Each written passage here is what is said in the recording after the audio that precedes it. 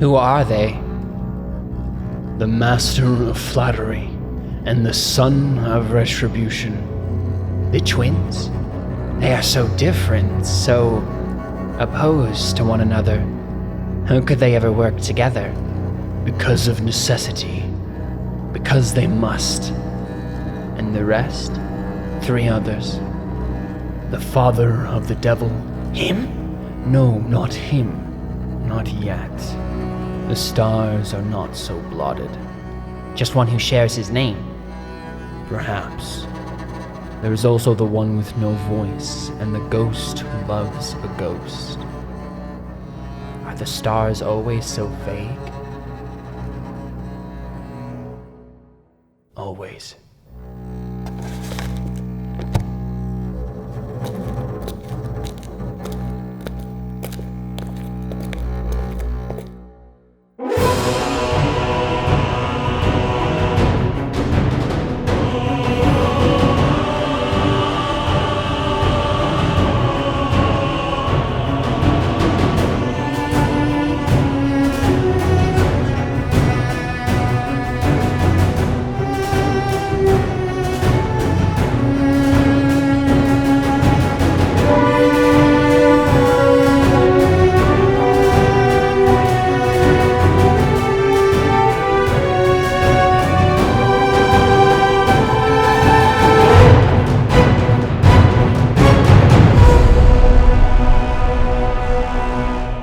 This is Crow Inquisitors, an actual play RPG podcast about exonerated criminals doing the dirty work of a corrupt church.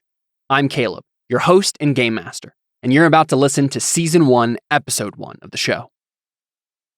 A bit of background information on the origins of this podcast before we get started.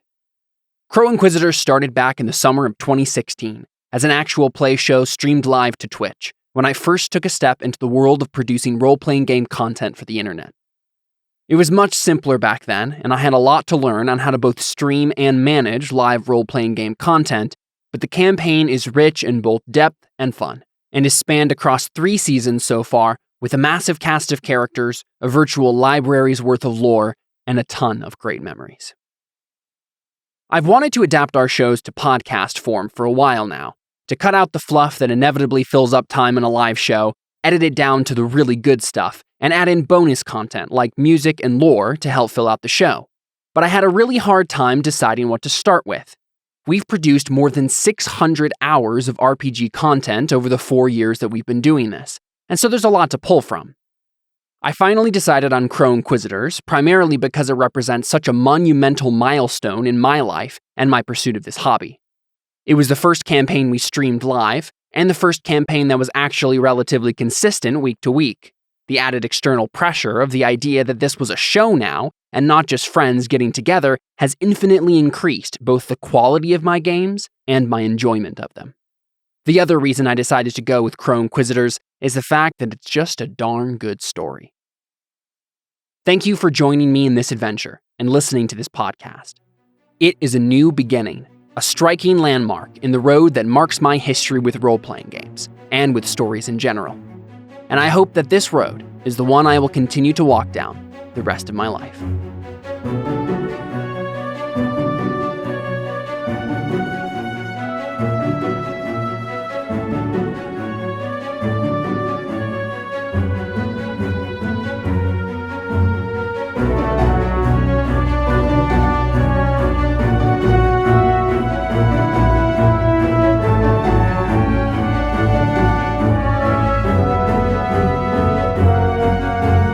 Before we begin in earnest, we have one more quick segment to explain what we're going to be doing here. I won't explain what role-playing games are, except to say that they're collaborative storytelling games that use rules and dice to create narrative. The particular role-playing game we're going to be playing is called The Burning Wheel. It's a fantasy role-playing game about desperate decisions and evocative characters that change and grow over time. The style of fantasy setting it uses is reminiscent of the works of Ursula K. Le Guin, Stephen R. Donaldson, or J.R.R. Tolkien, though the actual setting we'll be playing in is one that I, Caleb, the game master, have created myself, and then we continue to fill in together as we play. The game is also heavily influenced by medieval history, in all of its gritty details and complicated uncertainty. The Burning Wheel is my favorite role-playing game, and I hope you fall in love with it like I did as we explore its depths together. Throughout this podcast, we'll explain and discuss the rules of the game to help you understand what's going on as we play. Sometimes that will be in the actual recording of the session, but more likely it will be during the times we break between segments of the story. Sometimes during those breaks, I'll also disclose pieces of lore about the setting and the characters, factions, and societies that inhabit it.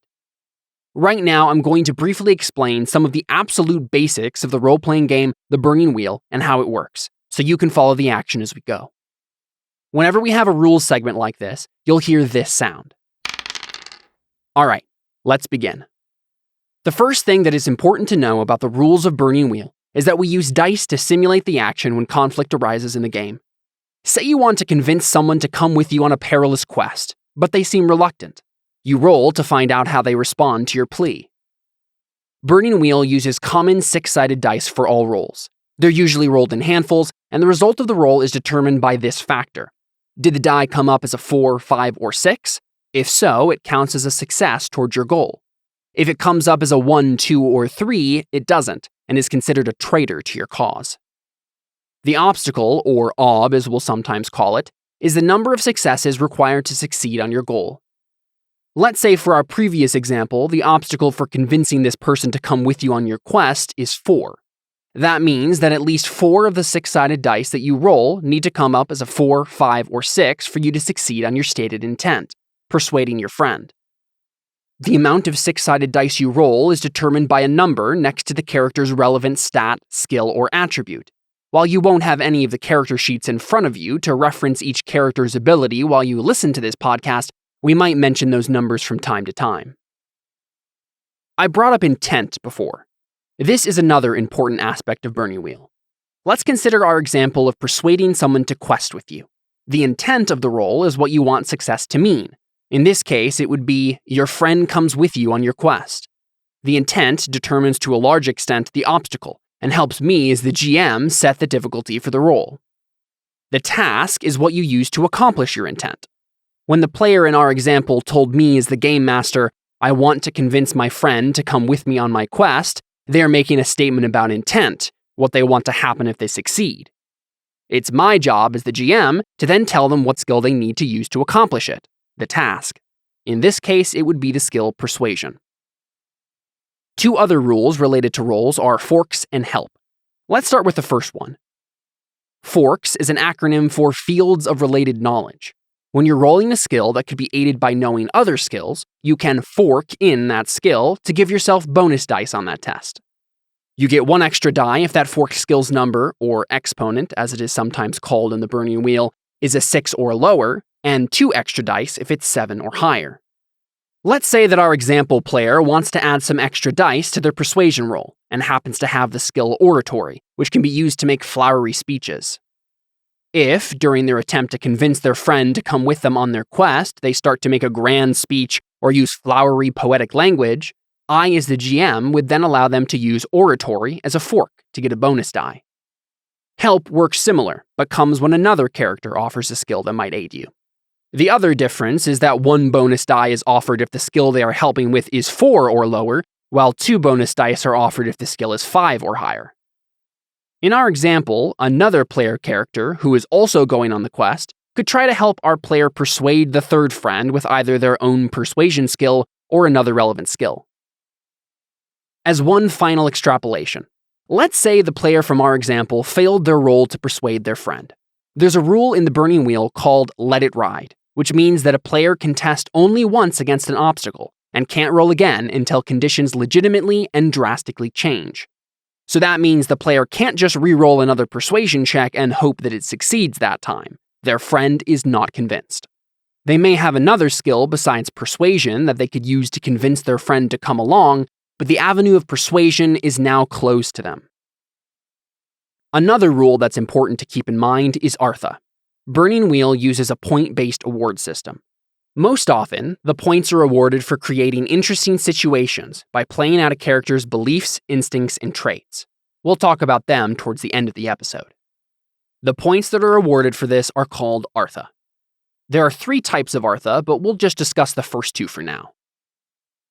The first is called a fate point. It can be used to open-end a roll after it's been made. That means that any 6s that were rolled are now dice that can be rolled again to possibly get extra successes to help you accomplish your stated intent. If you roll any more 6s, those also re-roll until you don't roll any more 6s. Add up however many more successes this adds to your total roll, and you now have your new result. This can be used to succeed a roll that you initially fail. The second type of Artha is called a persona point. It is primarily used to add dice to a roll before it is made. They can be spent 1 for 1 to add dice to a roll. They can also be used to bail a character out of a situation that will lead to their imminent death, so it's handy to keep one around for emergencies. Each type of Artha has multiple ways they can be used, but it would take a while to go through them all here. Suffice it to say that they are special points that can be spent to accomplish the extraordinary. Each character in this first episode begins the game with 1 fate point and 1 persona point. Now that we have a basic understanding of the rules, let's begin our journey. We'll go back in time to 2016, back to the beginning. This is Crow Inquisitors.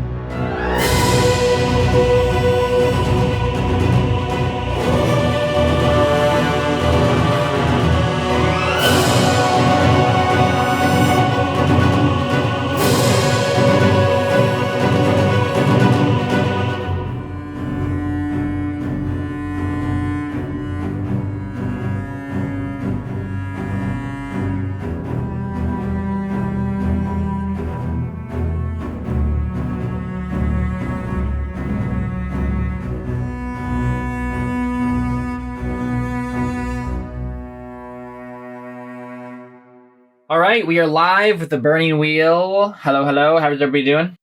I don't see the burning wheel. Where is it? It's all around us, Connor. It's inside of us. That That's was painful. lame.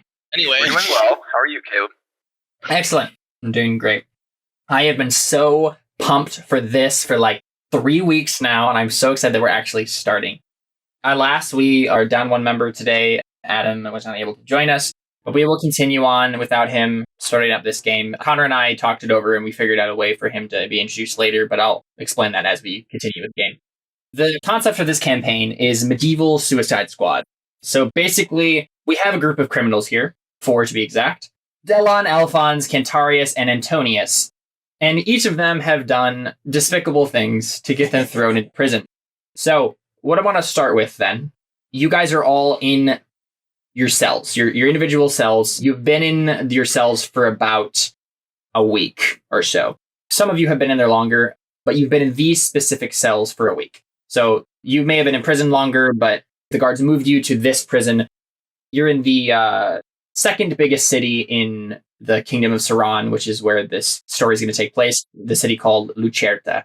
And it is the religious center of the kingdom and the home of who we will affectionately refer to in this game as the Pope, though he probably has a bit more of a specific title. We're doing it like a Brandon Sanderson novel where he's using the word that is the closest in our modern English to what he wants it to be. All right, so we fade in from black, and we see rays of sunlight coming from the open window of a cell leads outside. And we kind of follow the camera as it pans down from that window. And we see David's character laying on his cot. What would you be doing if you've been sitting in here for a week? Well, okay, does he have any of his personal effects, or I imagine they probably Nope. have them? You are stripped to the waist. You have Okay. nothing. All right, in that case, he's probably just praying, I imagine, at this point. He does that a lot, and that's Okay. probably what he's keeping his mind off of it, since he doesn't have his holy book. Are there any specific words that you're saying, or are you just kind of like mumbling the normal rote prayers? No, I think he's kind of in more words, just kind of being like, I understand, your ways are higher and stuff like that, and like I don't know what's going on or why I'm here. Like, like basically I was doing what I thought was right, and now I'm in prison. Yeah. I know there's a reason for this. I don't know what it is, show me that kind of stuff. And he's just kind of going over that again in his head. Because he trusts them, but he's also in prison, so he's kind of like, hey. Yeah, more specifically, I kind of failed to inform you of this, but the religion of Ceran is very much a mix of like Catholicism and ancient Israel.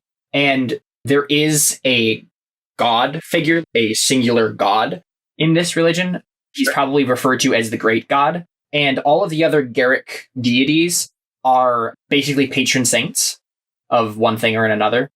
But so are you praying to the Great God, or are you praying to one of the patron saints? He's probably assuming that it wouldn't be like a presumptuous thing for him to do. He's probably praying straight to the deity. I feel like that it might be a presumptuous thing to do in that religion, but I feel like Delon would do it because it's a presumptuous thing to do. Probably. You know what I mean? He's much more presumptuous when it comes to the religious leaders than he is the actual.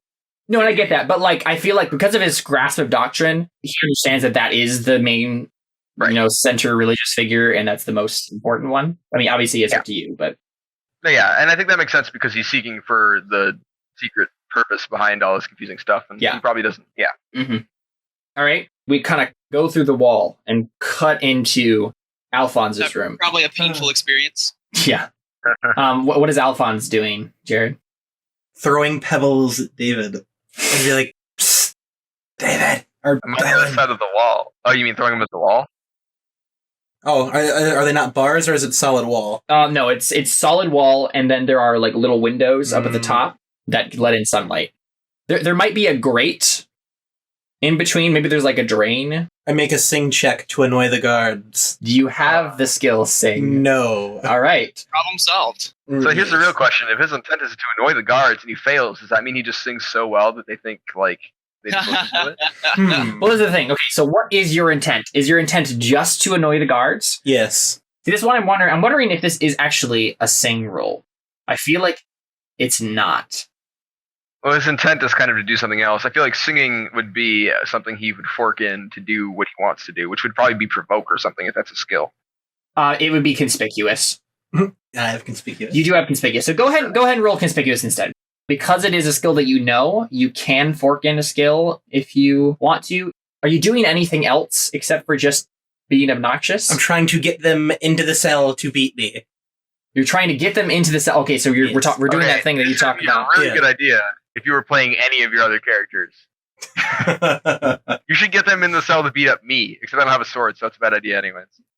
My brawling sucks. Can I convince them to go beat up David? Oh my gosh, no, I'm completely changing it. I'm just like, hey guards. Dude, that guy next to me is talking total crap about your mama. I think you should teach him a lesson.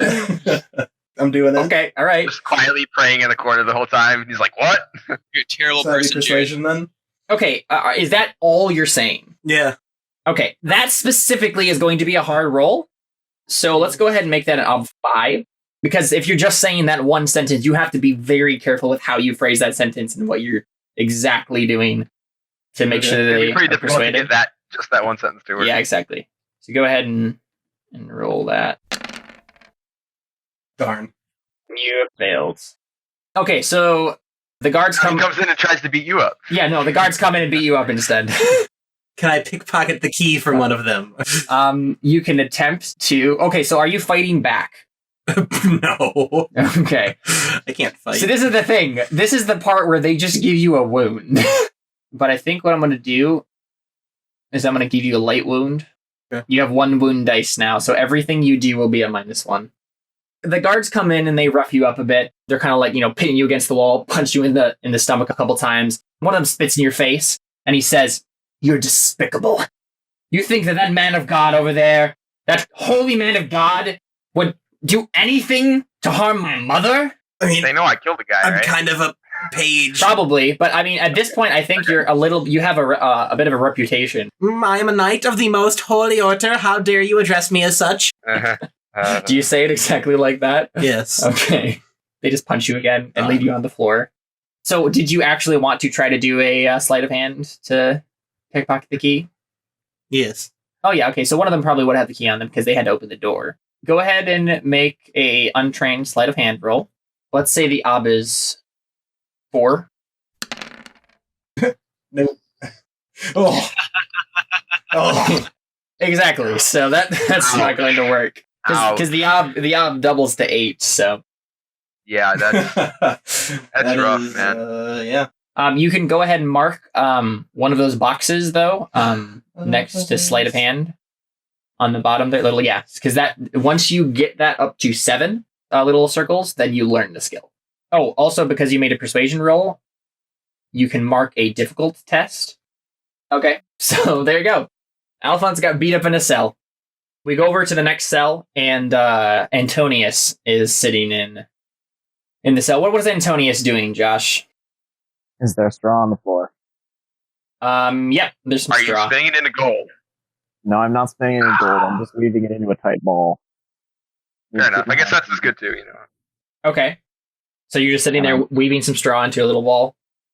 I'm also looking around the cell, looking for weaknesses. Okay, go ahead and make an observation test for me then.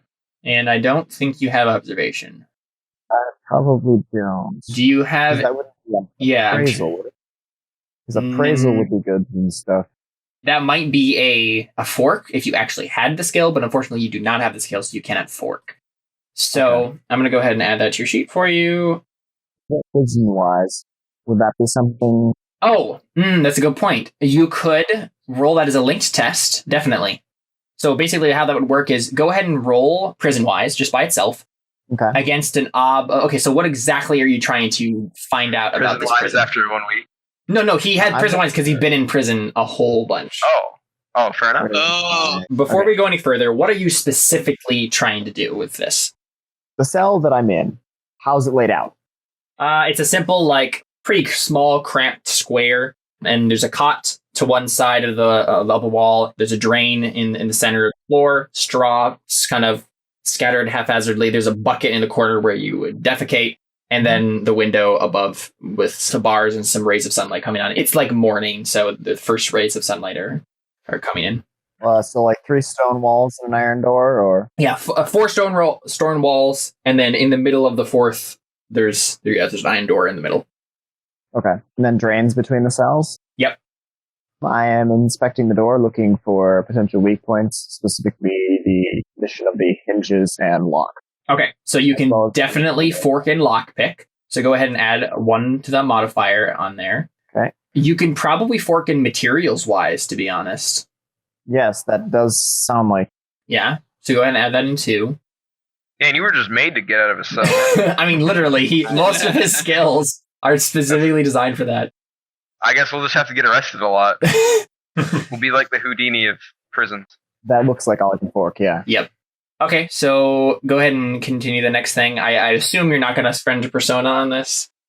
Nope. Okay. We have 1 persona point. And 1 fate. And 1 fate. Yep. Okay. Yep, so I'm not spending any persona or fate Not points spending any here. Artha, yeah. And then the ob, let's just make it 3. Alright. Nice.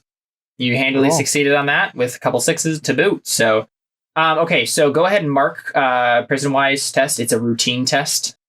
Yeah, the door isn't as structurally sound as it might appear. It looks like if you could get some sort of leverage, you might be able to pop the door off of its hinges. So half-barrel hinges then? Yes. Classic Pirates of the Caribbean move. Huzzah. Yes. Rich. What's the crack under the door look like? I think what they normally do is they have you go against the wall. Like there's like a little window slot thing on like the top that they can look in, and they most of the time they just have you go against the wall, and then someone comes in and just drops food off for you. This prison is specifically for the people who are going to be executed, so they don't really have a lot of people who are staying here a long period, so they don't really need like a little slot or whatever. It's just to keep them demoralized until they get killed. So. Mm-hmm. Sure. So while you're figuring that out, you're kind of expecting the door or whatever. We pop over to the next cell. And what is Cantarius doing, Connor? I am solemn in the corner.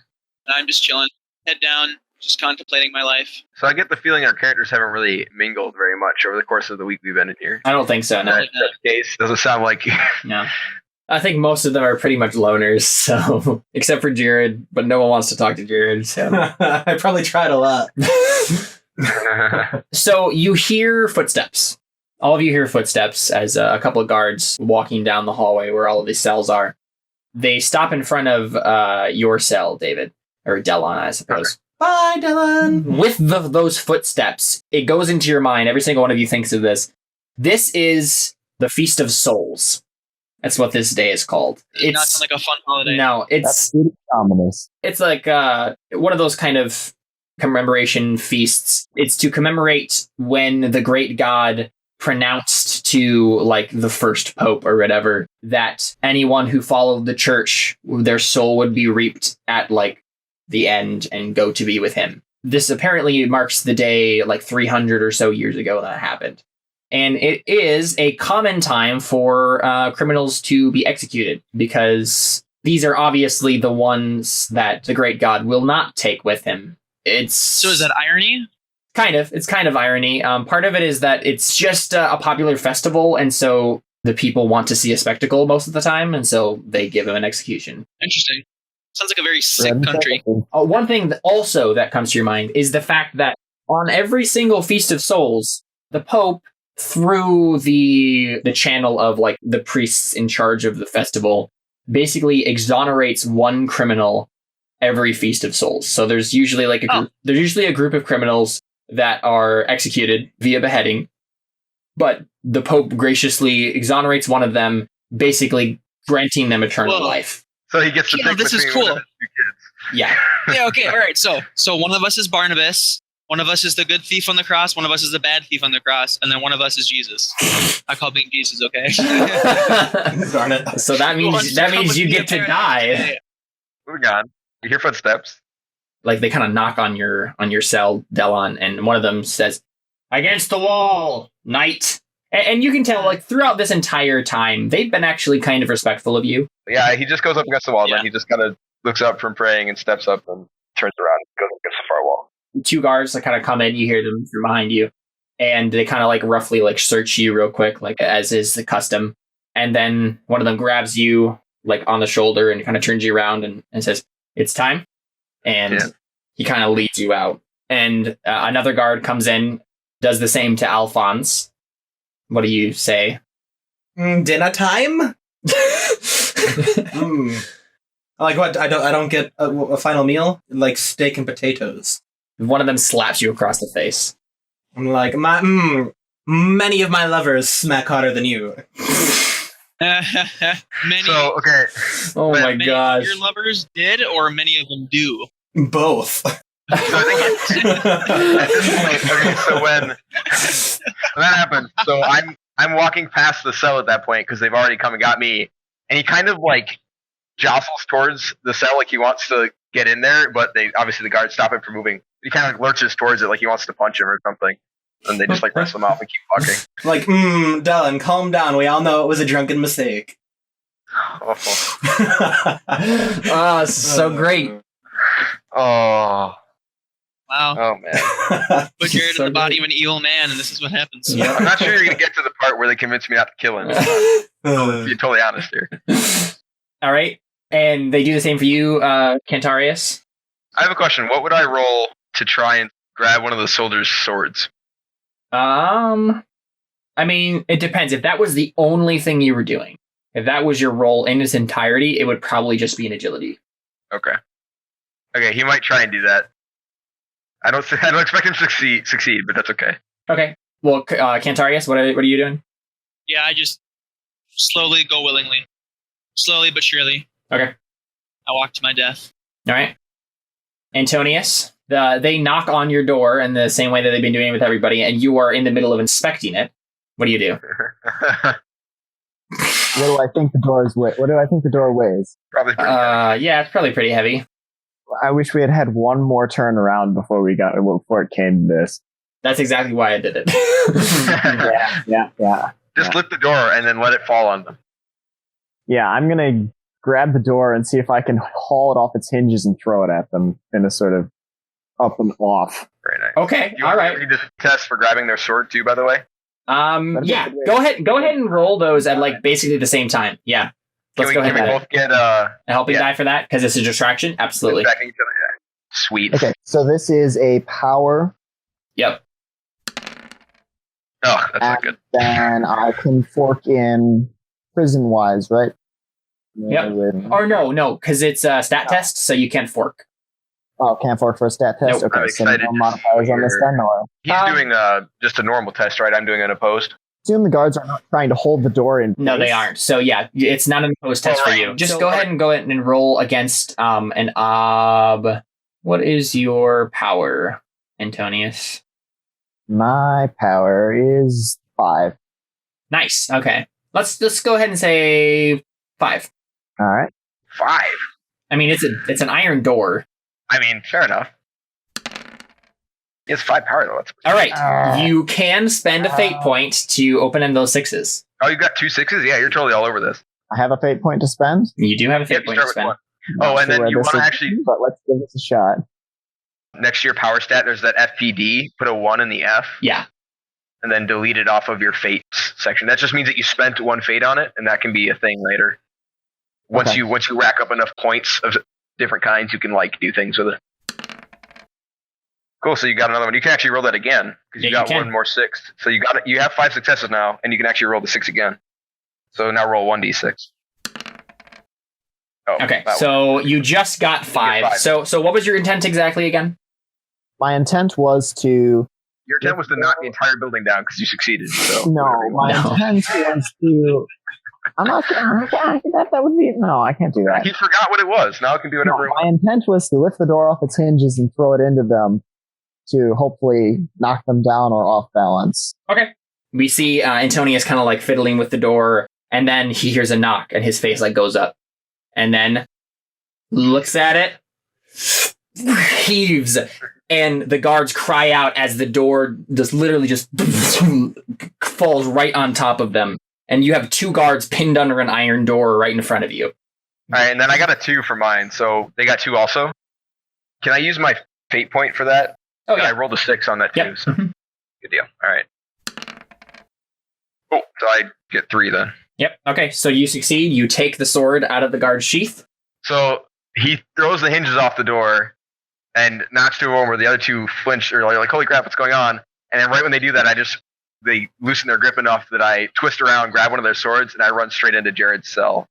Oh no! Oh, David, no. Okay, David, so technically, this is after Jared has already been let out of his cell. Okay. So he's basically a couple guards ahead of you. Okay, then I just try and run to him to hit him with it. I book it. All right, so let's go ahead and cut there for a break, and we'll come back and let's find out what happens next. Good deal.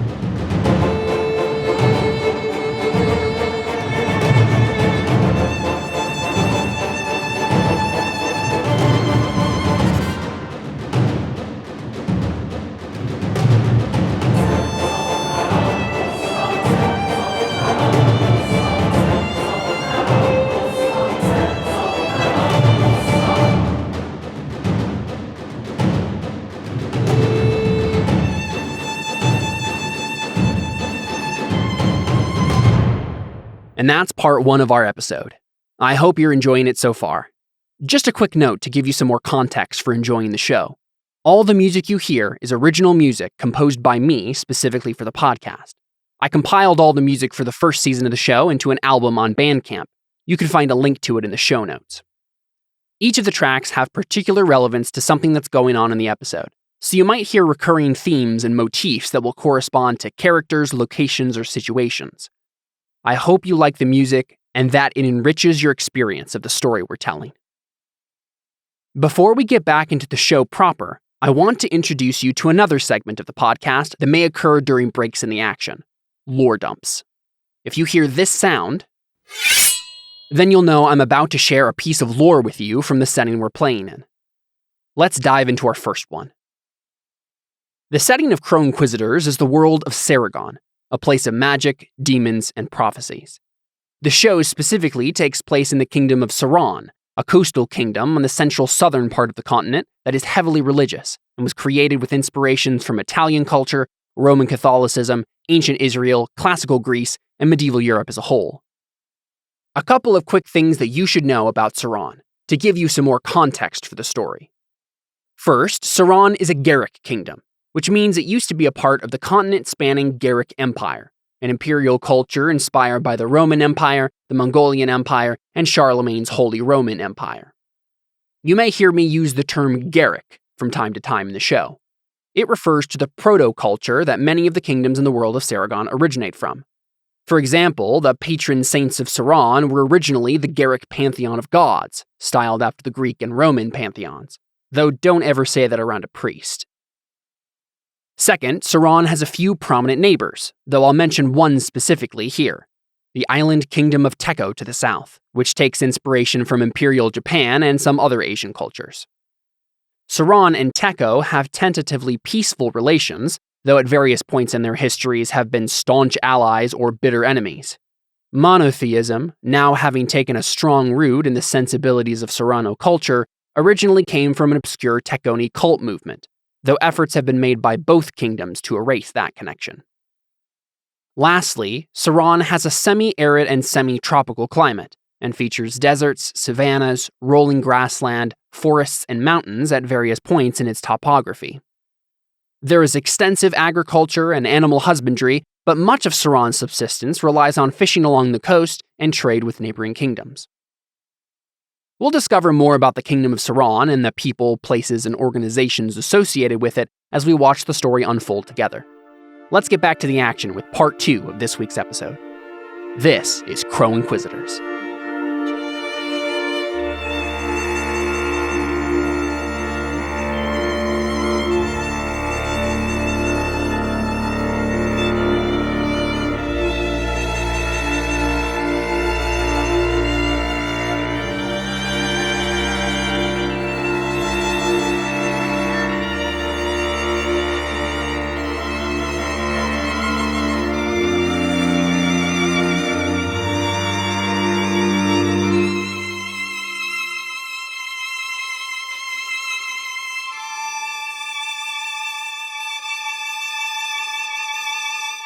So we last left off. Josh had thrown off, or Antonius had thrown off the iron door of his prison cell by using some leverage and his incredible power score, because he's a blacksmith, onto 2 guards. And David had stolen a sword from one of the guards in the ensuing chaos. And now he's running straight at his brother, Alphonse, to probably do horrible things to him. Let's roll a speed test, shall we? Let's not. I have a low speed. What's your speed, Jared? I have 3 speeds. That wouldn't be a difficult challenge. All right. I'm trying to figure out if I should only have mark 1 speed, David, so... What? Okay. Oh, that's not good. I was kind of hoping this was going to be how you didn't die. Oh, I only got 1. You might actually survive, Jared. You just have 50% chance that you survive, Jared. Well, you got 0. Because you have a wound. You're wounded? Yeah, remember? The guards roughed him up. Crap. Oh, yeah. Okay, can I persuade David to not kill me? My gray 6 sword? Alright, I'm trying to think how to not make Jared die in the first moments of this game. Have a power test. One of the guards tries to grapple me. I have 2 power. Hey, I have 2 power. I don't have a Except that I stat might that's just above grab him, 2. which I have. That might not go well, so never mind. Don't do that. Cantarius and Antonius, either of you have any say in what is happening? If anything, I'm going to be making a dive for a knife. Yeah. Plus, at this point, I'm in striking range, so David and I just need to do persuasion rolls. I guess I just kill him. Oh. Let's go. I mean, yeah, Jared, do you want to go ahead and roll a persuasion? Okay, can I fork in bullcrap to my... Of course you can. Can I fork in seduction since I'm going to be lying about my seducing? No. That would be seduction-wise. That would be why you get to use bullcrap. Why? Can I add in falsehood as well, since it's a lie, what I'm telling? Yep. Okay. Can I use noble wise? Okay, well. David's a noble. Sure, yeah. Yes! Okay, so what's the modifier? I have 3 modifiers then? If it's 3 forked skills, yes. Okay. What's his difficulty? I imagine it's probably not just my base will. Yeah, so what's your base will? 6. 6? Yeah, go ahead and make it an 8. Do you want to add a persona to this, Jared? Oh, we have personas already? Yeah, you have 1 fate and 1 persona. Oh. What does that do? Does that double my dice, or...? No, it adds 1 to your dice. Well, shouldn't I save the persona for when David tries to kill me? I mean, David is already trying to kill you. Okay, so. for when the sword enters my body. Either, okay, you can do either one. I mean... Okay, I'll save the persona for when the sword is inside of me. Fair enough. Okay, so base obstacle 8. Do I get a -1 for that too, because I'm wounded? It automatically does it. Okay, well, bye, David. Yeah. Oh my gosh, okay, you got 6s. No, 5 6s. Yeah. Reroll all of them. Just spend one fate and reroll them all. Okay, I spent Holy one. crap, man. That was How do I Jared, do that that? was Jared's roll, right? That Oh my Biggest roll I've ever seen in my entire life. Yeah, that was Jared's roll. Alright, so Jared is still alive. That's good. Okay, so how do I spend fate to? You just spend a fate on your character sheet, just delete it, and then type in /roll 5d6. This is what happens when you have a Gray Shape Persuasion. Yeah. You got another 6. You Go only ahead and roll another d6. Nice. Got 10. You got a 10, man. You got, like, literally that's miracle level. How does this play out, Jared? So I'm just like, okay, David, we need to sit down and talk about this like men. So What's the thing is, currently your gullet. So you have to say something convincing to stop my sword from piercing Yes, it. don't Currently, worry. you got a 10. It's going to be convincing. Okay. But stop, we need to talk is not convincing. No. It's like, say something that makes him pause first. I did it for the good of what's her name? Your sister? Yeah. I did it for the good of what's her name. Truly memorable final words. Yeah. What you heard didn't actually happen. I'm actually the good guy here, David. Dylan. So I think what happens is he pauses for long enough that the guards grab the sword again. He doesn't believe you. But it doesn't matter because basically he stops long enough being like, what? And then the guards are like, you stole my sword, punch. And then they grab the weapon back and he just kind of like gives you a death stare, but he doesn't do anything. Not dead. And then they grab him. That works well for the intent of the roll, so you just barely got out of that. Obviously, mark the tests for these things, guys. Speed test for you, David, and except no, it's a routine, so it doesn't give you anything. And then mark a difficult test by persuasion. Yeah, so the guards take you away, and what are the rest of you doing while this is taking place? I'm just shaking my head at the depravity of some men. Yeah. What did your character do again? Oh yeah, you committed didn't do anything. That's right. You didn't actually though, right? Yeah, okay. That's what you think. No, I'm pretty sure you're convinced that I committed treason, but that's besides the point. I don't know. I'm not sure I'd be convinced that having a building happen to fall on somebody is going to be the fault of the guy overseeing the construction. I'd be more inclined to, I don't know, it's possible, but that sounds like an accident. Unless they were like, yeah, there was a giant saw marks in the main timber in the middle of the building, then I'd be like, okay, sure. Anyways, yeah, Josh, so you're trying not to die. Yes, I am probably going to go. Do the guards have knives on them? They have swords. You have 2 underneath the iron door. You have 7 in total. See if I can shove my way past the guards, make my way toward the exit then. Okay, go ahead and do. Let's do an opposed power test. I'm not taking any fate points or persona points. Fate Nope. obstacle of 1 because it's opposed. Yep. Here we go. Ooh. Uh-oh. Connor can help you. Right, Connor? With what? I'm not sure I would. Yeah, I was mostly Not kidding. good either. You're resisting, right? Yes, Yeah, I wouldn't help you. I don't think so. Sorry. You're trying to push through the bunch of guards, and you make it part of the way. You make it almost to the stairs before just like the last one, who's like this big burly, like seems to be like in charge of all the other guards, steps right in front of you and just like stonewalls you, and you just like fall to the ground. And he like puts his foot on your chest, and he's like, "Don't get up until I tell you to." He has a +3 modifier. That was with help. So, all of you are caught or captured once more, despite your valiant Yay. attempts to escape. I wasn't really trying to get away. I just He wanted was to kill trying to you, murder so. me. Yeah, that's a good point. To be fair, you're about to die anyways, so I'm just a little less fulfilled. That's probably why I didn't bother. I was like, he's gonna die anyways. But now there's a slight twinge of doubt in your mind. No, Oh. I don't think so. So yeah, we're all recaptured. Yeah, you're all recaptured. I had a feeling this is how this is going to play out. So you all are led out of the dungeon, down some stairs, up some stairs again, and out into the light of day. You're led to this like grounds, this like kind of dirt field that has a platform, and you see a big burly guy up on the platform with a big axe, and he's staring very intently at all of you. He seems to be itching for some action. He kind of is like fingering his axe. Looking forward. Like, you work out, don't Yep. you? What did you say? Like, you work out, don't you? Oh, he man. kind of like tightens his grip on the axe. Ooh, touched a nerve. Yeah, you all get led up onto this platform, and you actually see that there's a crowd starting to form.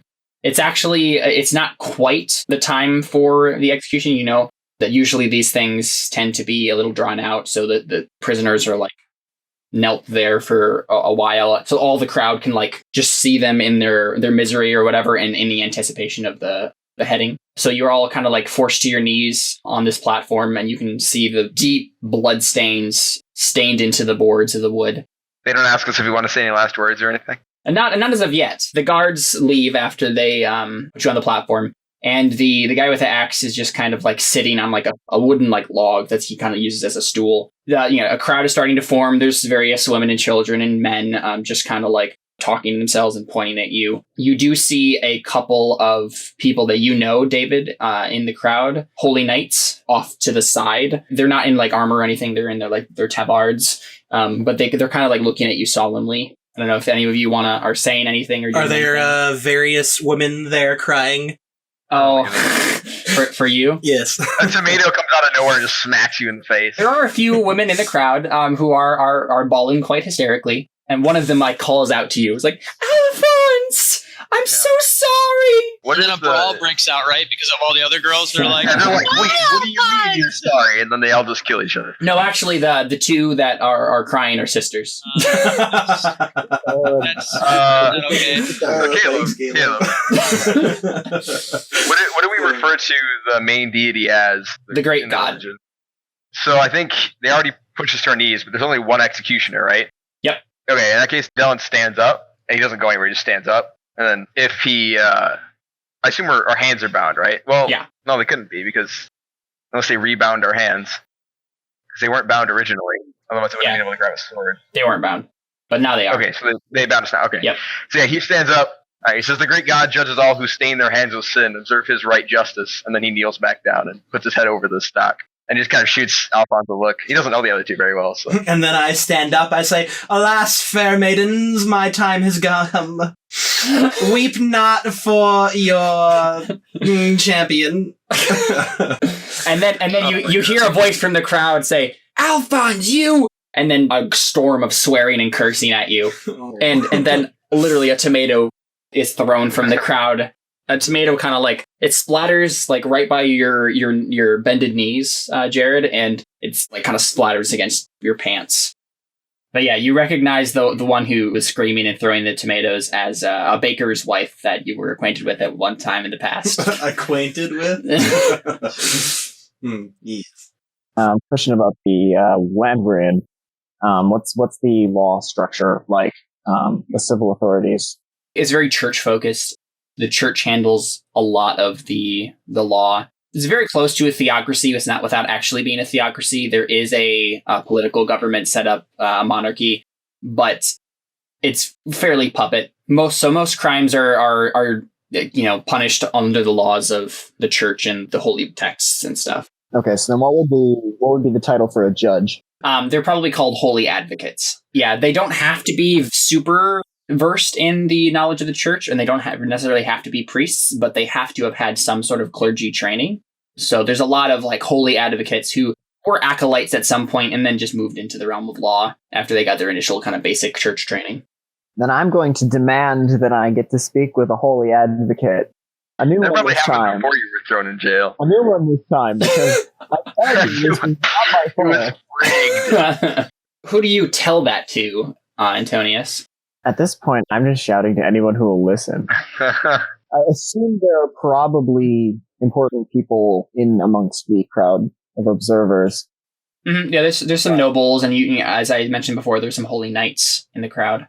So I have a 5 suasion skill. Can I do like a little sermon blurb about how the court system is upright and how justice has to be served and how it shouldn't matter if his thing his thing wasn't rigged, basically, on a religious standpoint? What if I add my persuasion to his suasion? Wait, you want to help David? Yes. Wait, you're what? At this point, I want to save my neck. I'm willing to team up with David. No. Literally. My thing was to convince the crowd that Antonius should still die because we're all sinners. It's not helping anybody. Wait, what? David, no. Dude, no. I didn't do it. Bad David. You're supposed to convince them that we're to not kill us. Okay, so I want to go ahead and actually make this roll then. Antonius, you're like literally trying to plead with the crowd to like, I need a holy advocate. Like, this is unjust. I've never committed a crime. Okay. Exactly. What is your intent in the role, though? My intent is to get the opportunity to plead my case before a holy advocate, someone other than the ones I've had before. Okay, that's your intent. David, what are you trying to persuade them? Basically, to state that the circumstances that led him here were upright and put there by God, and that he can't have gotten here without having committed a crime. Yeah. Okay, so let's go ahead and make a opposed. I think yours is just a base persuasion, Josh. Unfortunately, you do not have that skill, so you're going to be learning it. Oh, if I had one more doctrine, I could use doctrine to give me 2 extra dice persuasion. Nice. Dude, no thank you. But I don't. I only get 1 extra. I assume I get 1 for doctrine, right? And I don't think, I can't fork in intimidation. You can't fork in anything because it's skill being learned. Oh, yeah. So awesome. So go ahead and you're gonna roll that. Jared, did you want to help Antonius? Yes. I only got 3. Wow. I would definitely like to help Antonius. Nice. Go ahead and roll another dice. Unfortunately, David's roll was a 6 because the successes are double because great. it's because you're learning the skill. Yeah, you didn't get any other successes. So yes, tell me how that plays out then. How does because the crowd is obviously in Delon's favor. So what is your argument? My argument is that the justice system is corrupt, and I've been framed. It wasn't my fault. I shouldn't be here in the first place. Okay. I demand the retrial. Dylan says every portion of the justice system is holy and ordained by the great God. He says, to get to the position you're in now, you've committed a crime. Only holy justice is suitable for you now. And then he lays his head back down on the post. Yeah, so unfortunately, this is the Feast of Souls. It is a very popular religious holiday. Everybody's thinking about God. And so David's argument, or Delon's argument, is just a lot more convincing. So, and especially because the people want to see you die, so... Bye, Antonius. I should have got bonus dice for that. But yeah, I guess it played out the same anyways. It did play out the same. You didn't need them. Go ahead. I know. Yeah, go ahead and mark 1 towards learning persuasion, though, Josh. Okay. So good. We're back to being beheaded. Yes. Okay, so it's about this time that the priest comes. The guy is short cropped blonde hair. His face is serious, but young. He's a pretty young priest. And he steps up to out of the platform next to you, both holding this small book. And he kind of flips it open dramatically, and he kind of addresses the crowd. He doesn't look at you guys at all. And he addresses the crowd and he says, "People of Lucerta, we are gathered here today to witness the justice of the great God. I present to you 4 criminals convicted of horrible wrongs, and I commend their souls to eternal damnation." I start crying. The camera pans down to your face, Delon. What does Delon look like? I think his eyes are closed and he's kind of just nodding slightly and praying. He was originally trying to figure out what was going on, and now he's just kind of come to terms with it. That it's basically, he was okay, I thought what I did was okay because I thought it was justified, and now he's okay, I understand that it's not, and then I need to, I sinned and need to pay for it. So he's kind of at peace with it now. He's closing his eyes. Just waiting for it. Okay, so what does he look like features wise? What is his hair color? What does his facial features look like? I just jacked this random picture of an awesome looking guy off the internet, so I'll just describe this awesome looking guy off the internet. He doesn't have hair because okay, we actually have to go over that.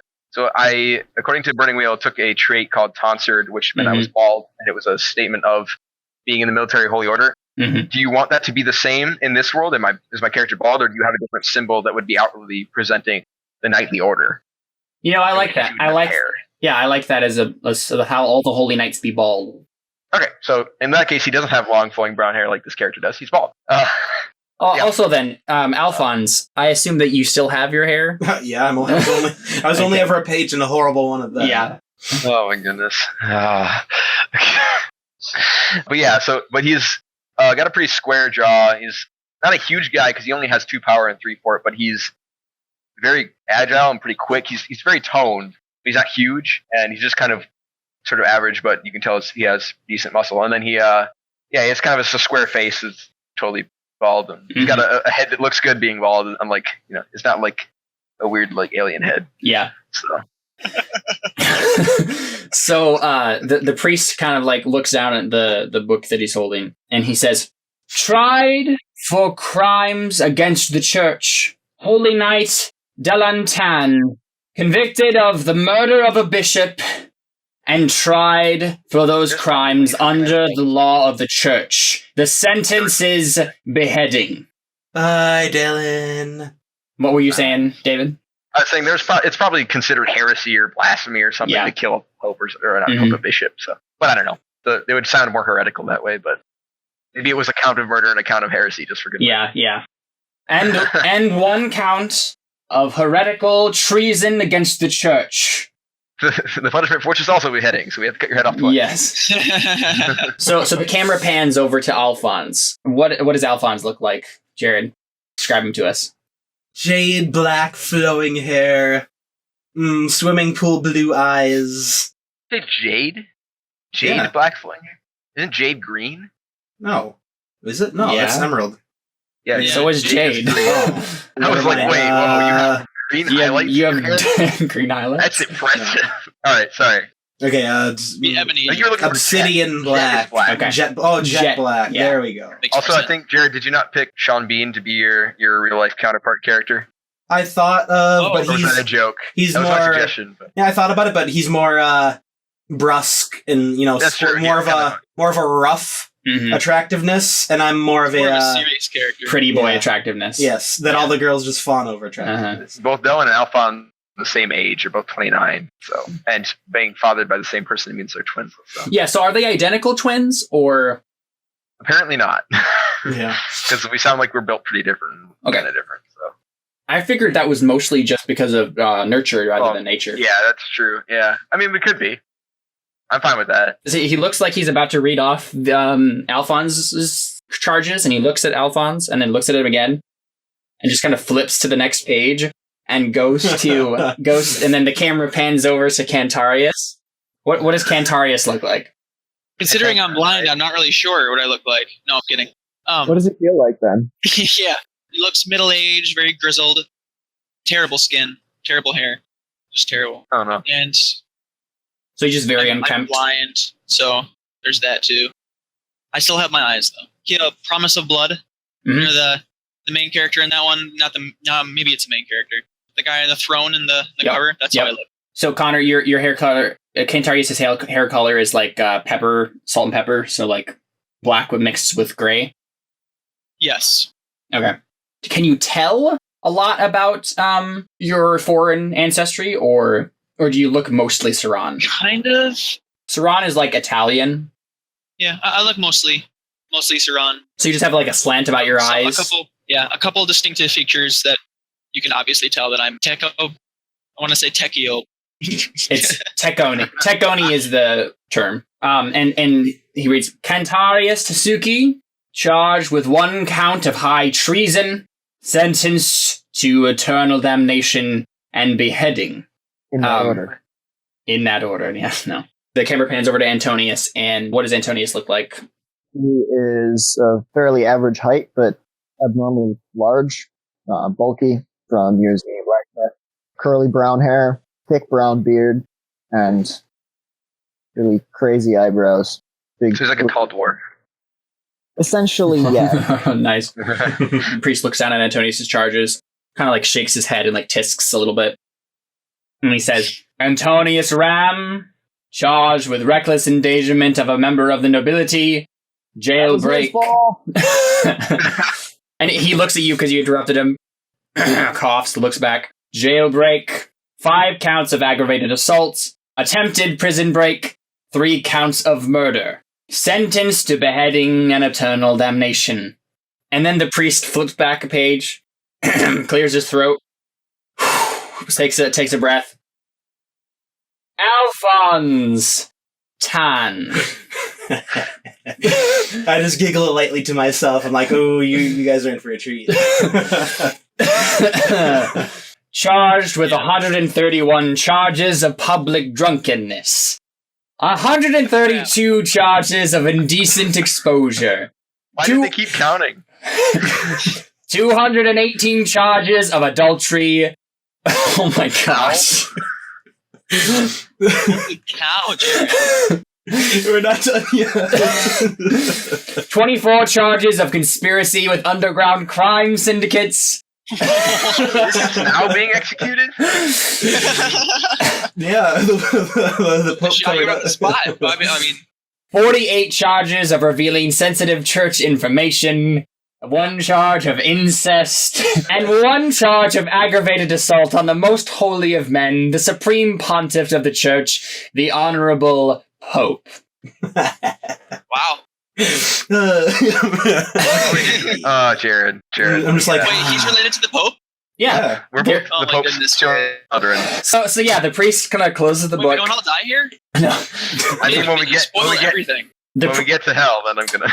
the priest closes Oh, the okay, book, there you and he looks at all of you, and he says, "May the great God Almighty have mercy on your souls."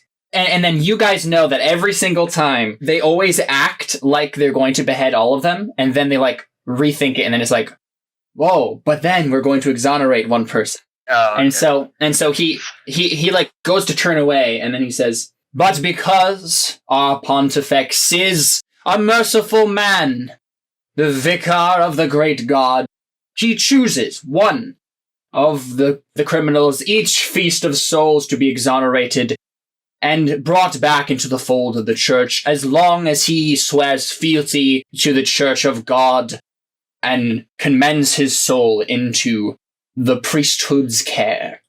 Can I make a suasion roll to convince everybody that none of us are worthy of that? Sure. Thank you. No, to be honest, I'm going to actually have him roll an opposed suasion. Okay, fair enough.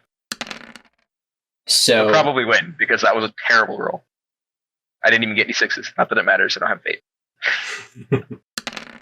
Oh, we tied. That's good. okay, He's just so like, shut up. yeah, yeah. Literally, he just said. Actually, no, he wins because he's the defender. Yep. This instant. Yep. So he just kind of like looks at you like, "Do you want to die? Like, are you insane?"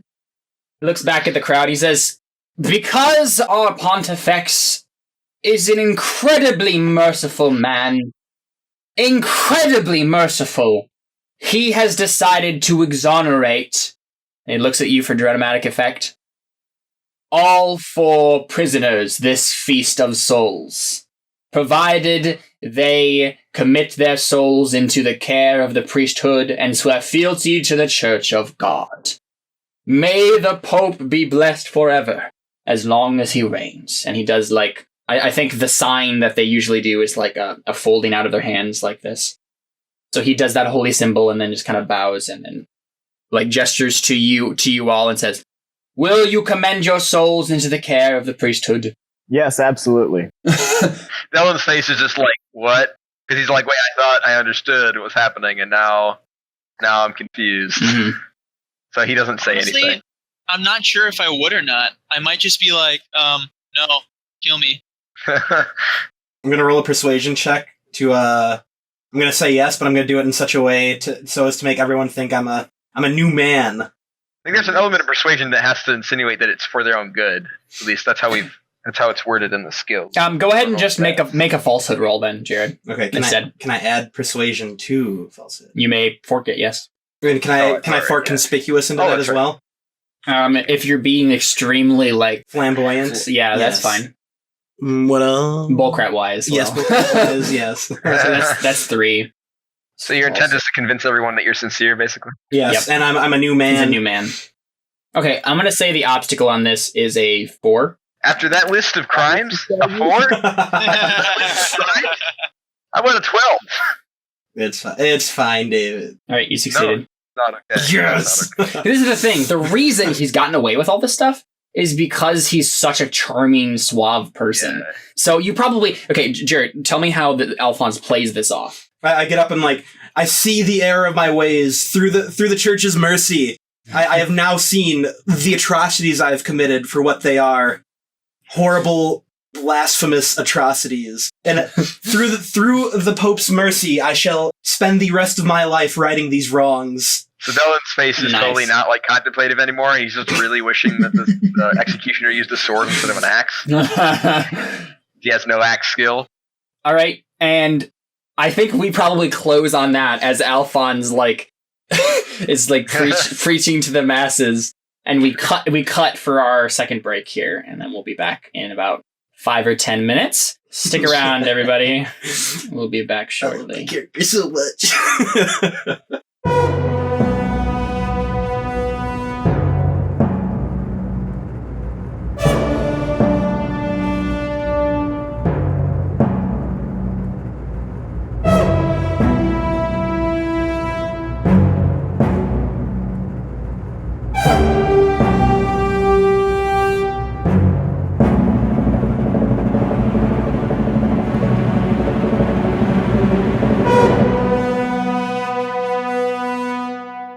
Coming out of part 2 of our episode today, I have some more lore to share with you all.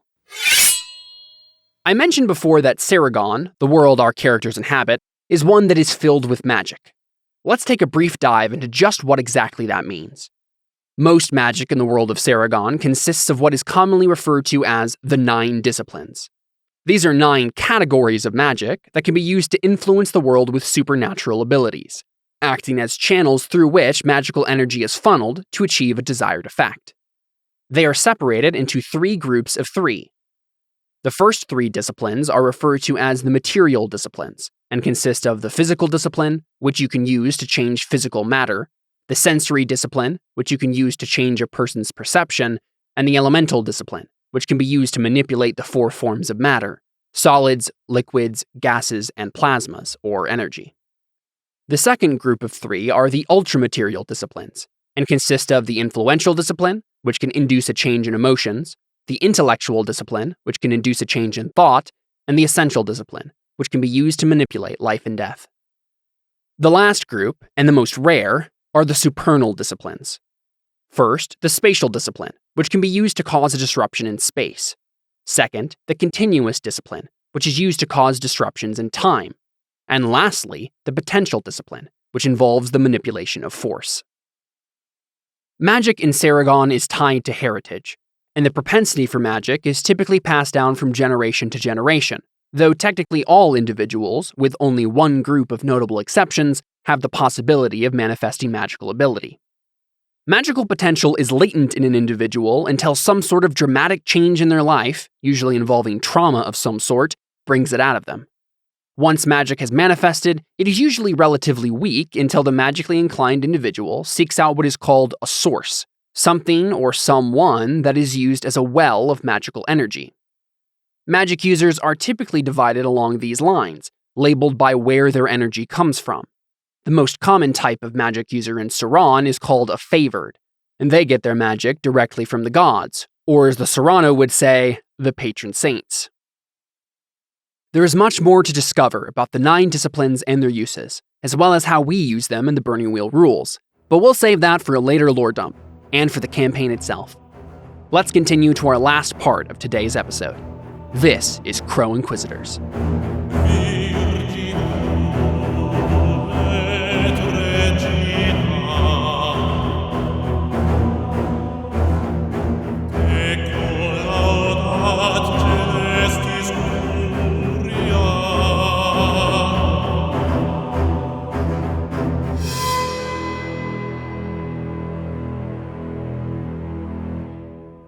You're back with the Burning Wheel. The camera fades back in as all of you are led away from the grounds to the mixed celebration of the crowd. Some of them really wanted to see you guys die, whether or not for personal reasons or because they just wanted a good show. And so they're kind of muttering to themselves. Some of them are like kind of clapping as you guys are led away by some guards who came. And you are led away from the prison to like the church that's basically right next door to the prison. You're kind of led into the center foyer area, and you can see like the symbols of the different patron saints on the walls, as they are in most churches. Your footsteps echo in the vaulted chambers, And the priest is the head of this procession, and you're kind of surrounded by guards. You're led to like a small room off to the side of the main church sanctuary or whatever. And there is a man sitting inside with blood red robes. This is not common. In some religions it might be, but like it's not.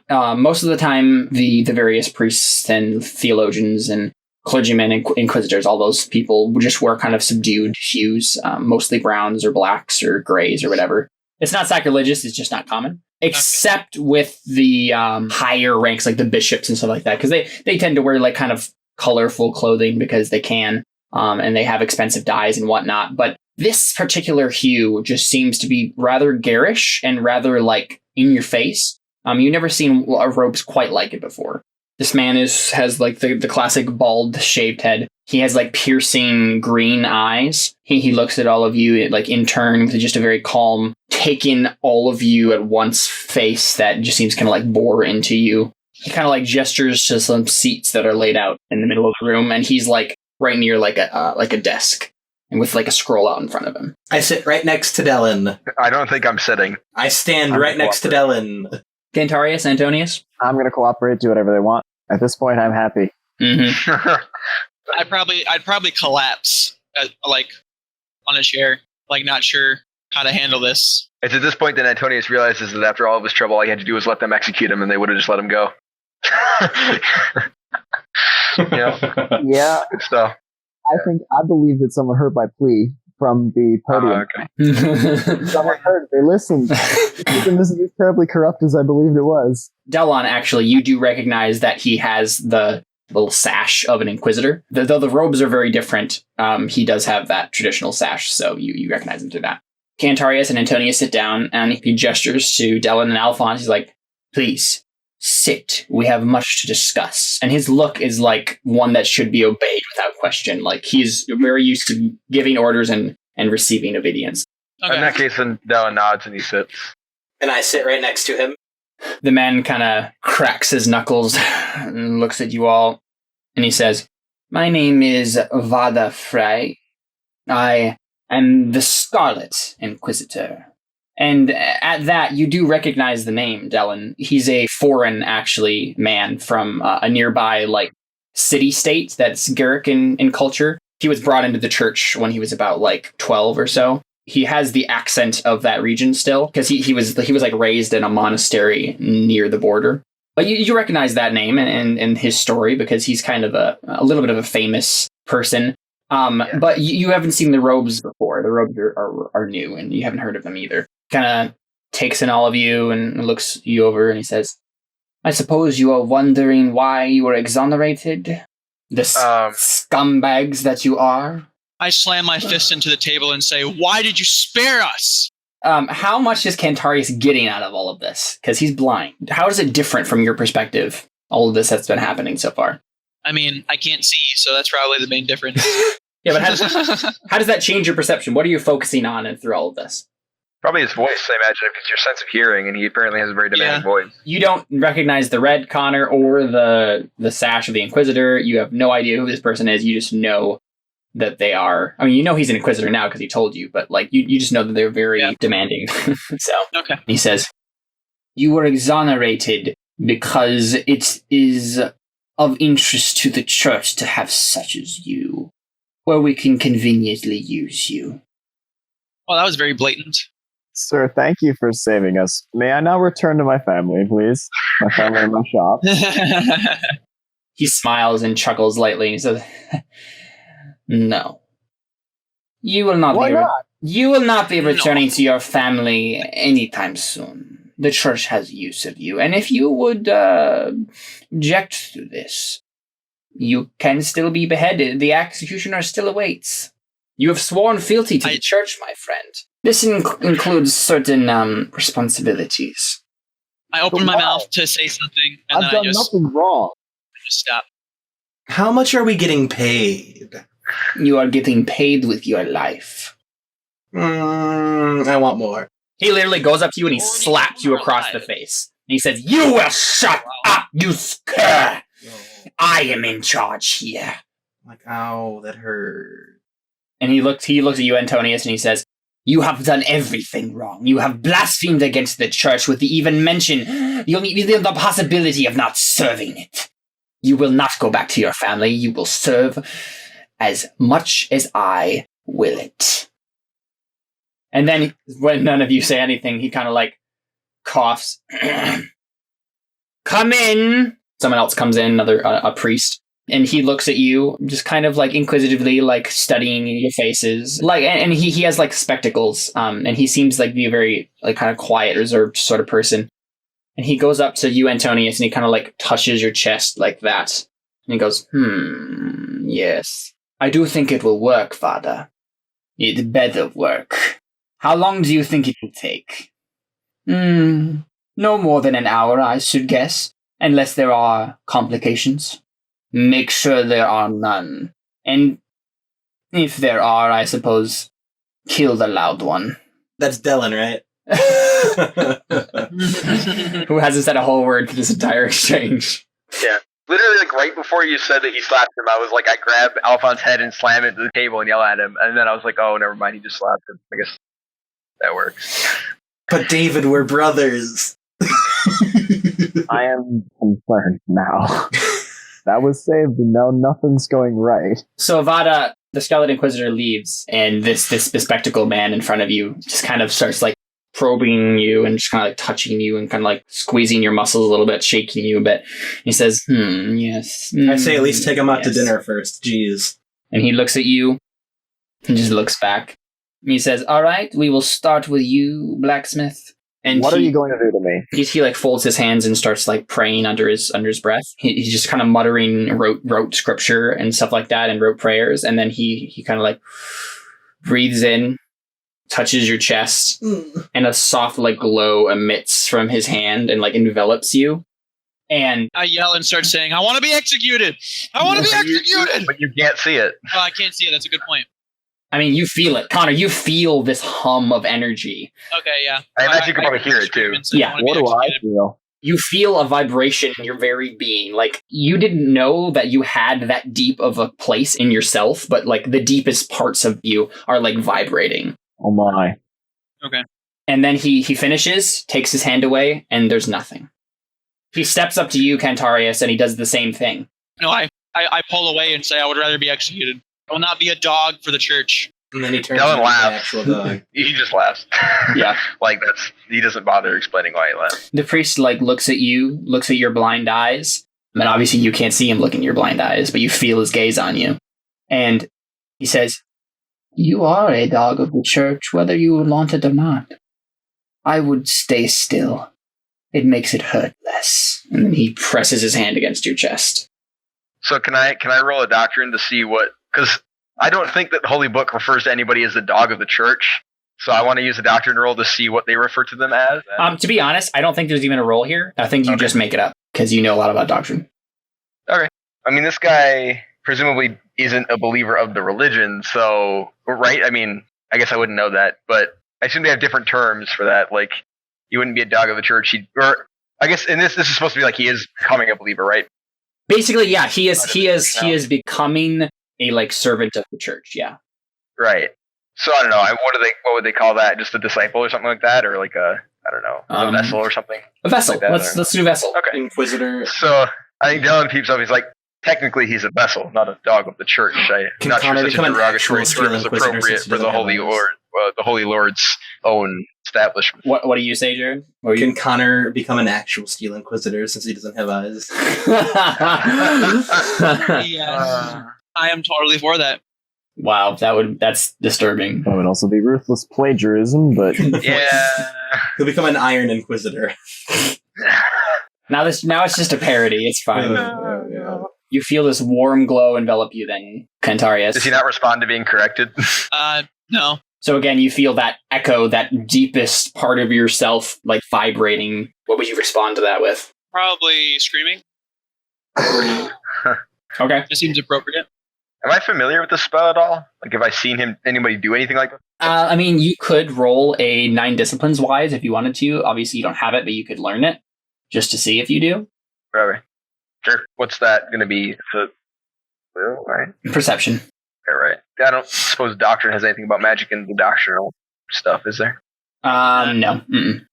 Obstacle? I imagine it's pretty high. It's a graduated test, so just set it at 1, and then depending on how many successes you get, it will. Not 1 apparently. Oh. Oh wait, why was it 2? Because I have it doubles, yeah.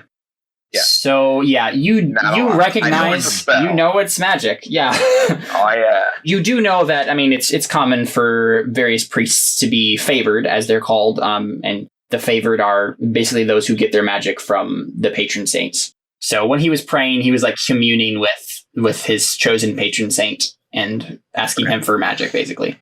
So that's all you get from that. Okay, yeah.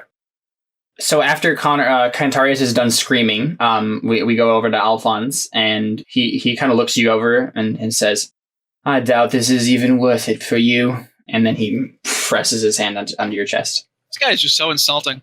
I think Dylan is like physically pained that Alphonse is getting whatever this is. And then I look at him like, I'm honored by this gift you are giving me.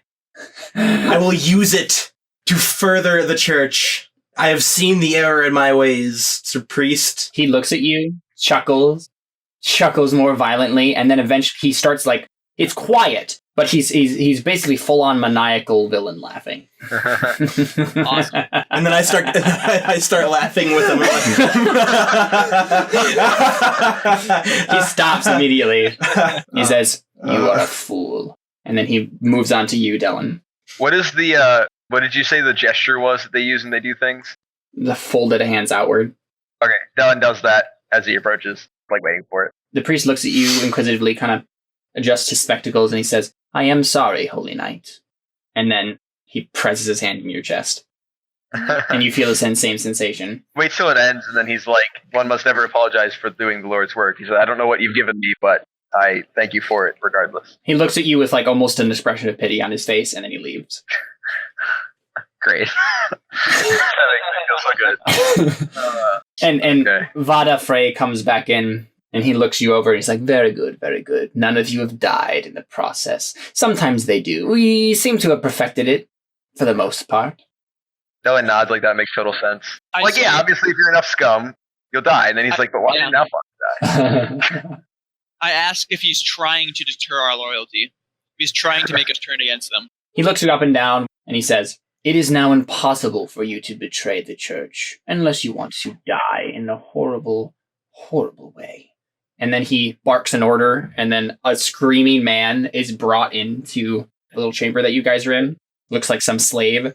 And you see the after effects of the glow still on him. He gets thrown down to the ground, and Vada Frey basically does something that you don't recognize. It's like some sort, like he's facing away from you guys, and so he does some sort of gesture or something. You see him move, but then suddenly the man starts glowing more and more fiercely, and Vada Frey steps aside, and you see the man on the ground like convulsing, and then slowly the bits and pieces of himself slowly just separate outward, and it's just like masses of giblets and blood and bone just separating outward, and then it all collapses in a pile, and it's just this pile of gore.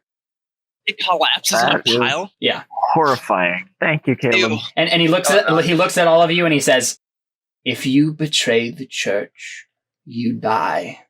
Welcome to the priesthood." Wow. Dylan So nods that's why approvingly. people follow the church. What has Cantarius gotten out of all of this? I mean, you heard screaming and Yeah. expansion Yeah. outward. You said you have the I- sensory discipline, so you probably feel, ripples of magic or Yeah. something. You said that when he cast that spell, he was doing the whole prayer thing, so he got that spell from a deity, right? Or From a patron saint, yeah. Right. So presumably, if, like, I mean, I guess you don't have to tell us this because we wouldn't know, but as a player, because obviously my character won't know, then if that patron deity decided, or patron saint decided that spell, he didn't want it to kill somebody that it was cast on, I assume he could just detract that, right? Assume he could counteract it? Because, I mean, like, Dylan's whole thing is, like, if he's doing something against what the priests say in favor of something that the patron saint or the holy god wants, then he'll do that. And in that case, I assume he would be confident that he would be safe from the spell just because the person who cast it is weaker than the person who gave him the strength to cast it, at least in his mind. Would that be an accurate statement, like, for just like, in general the way that things work?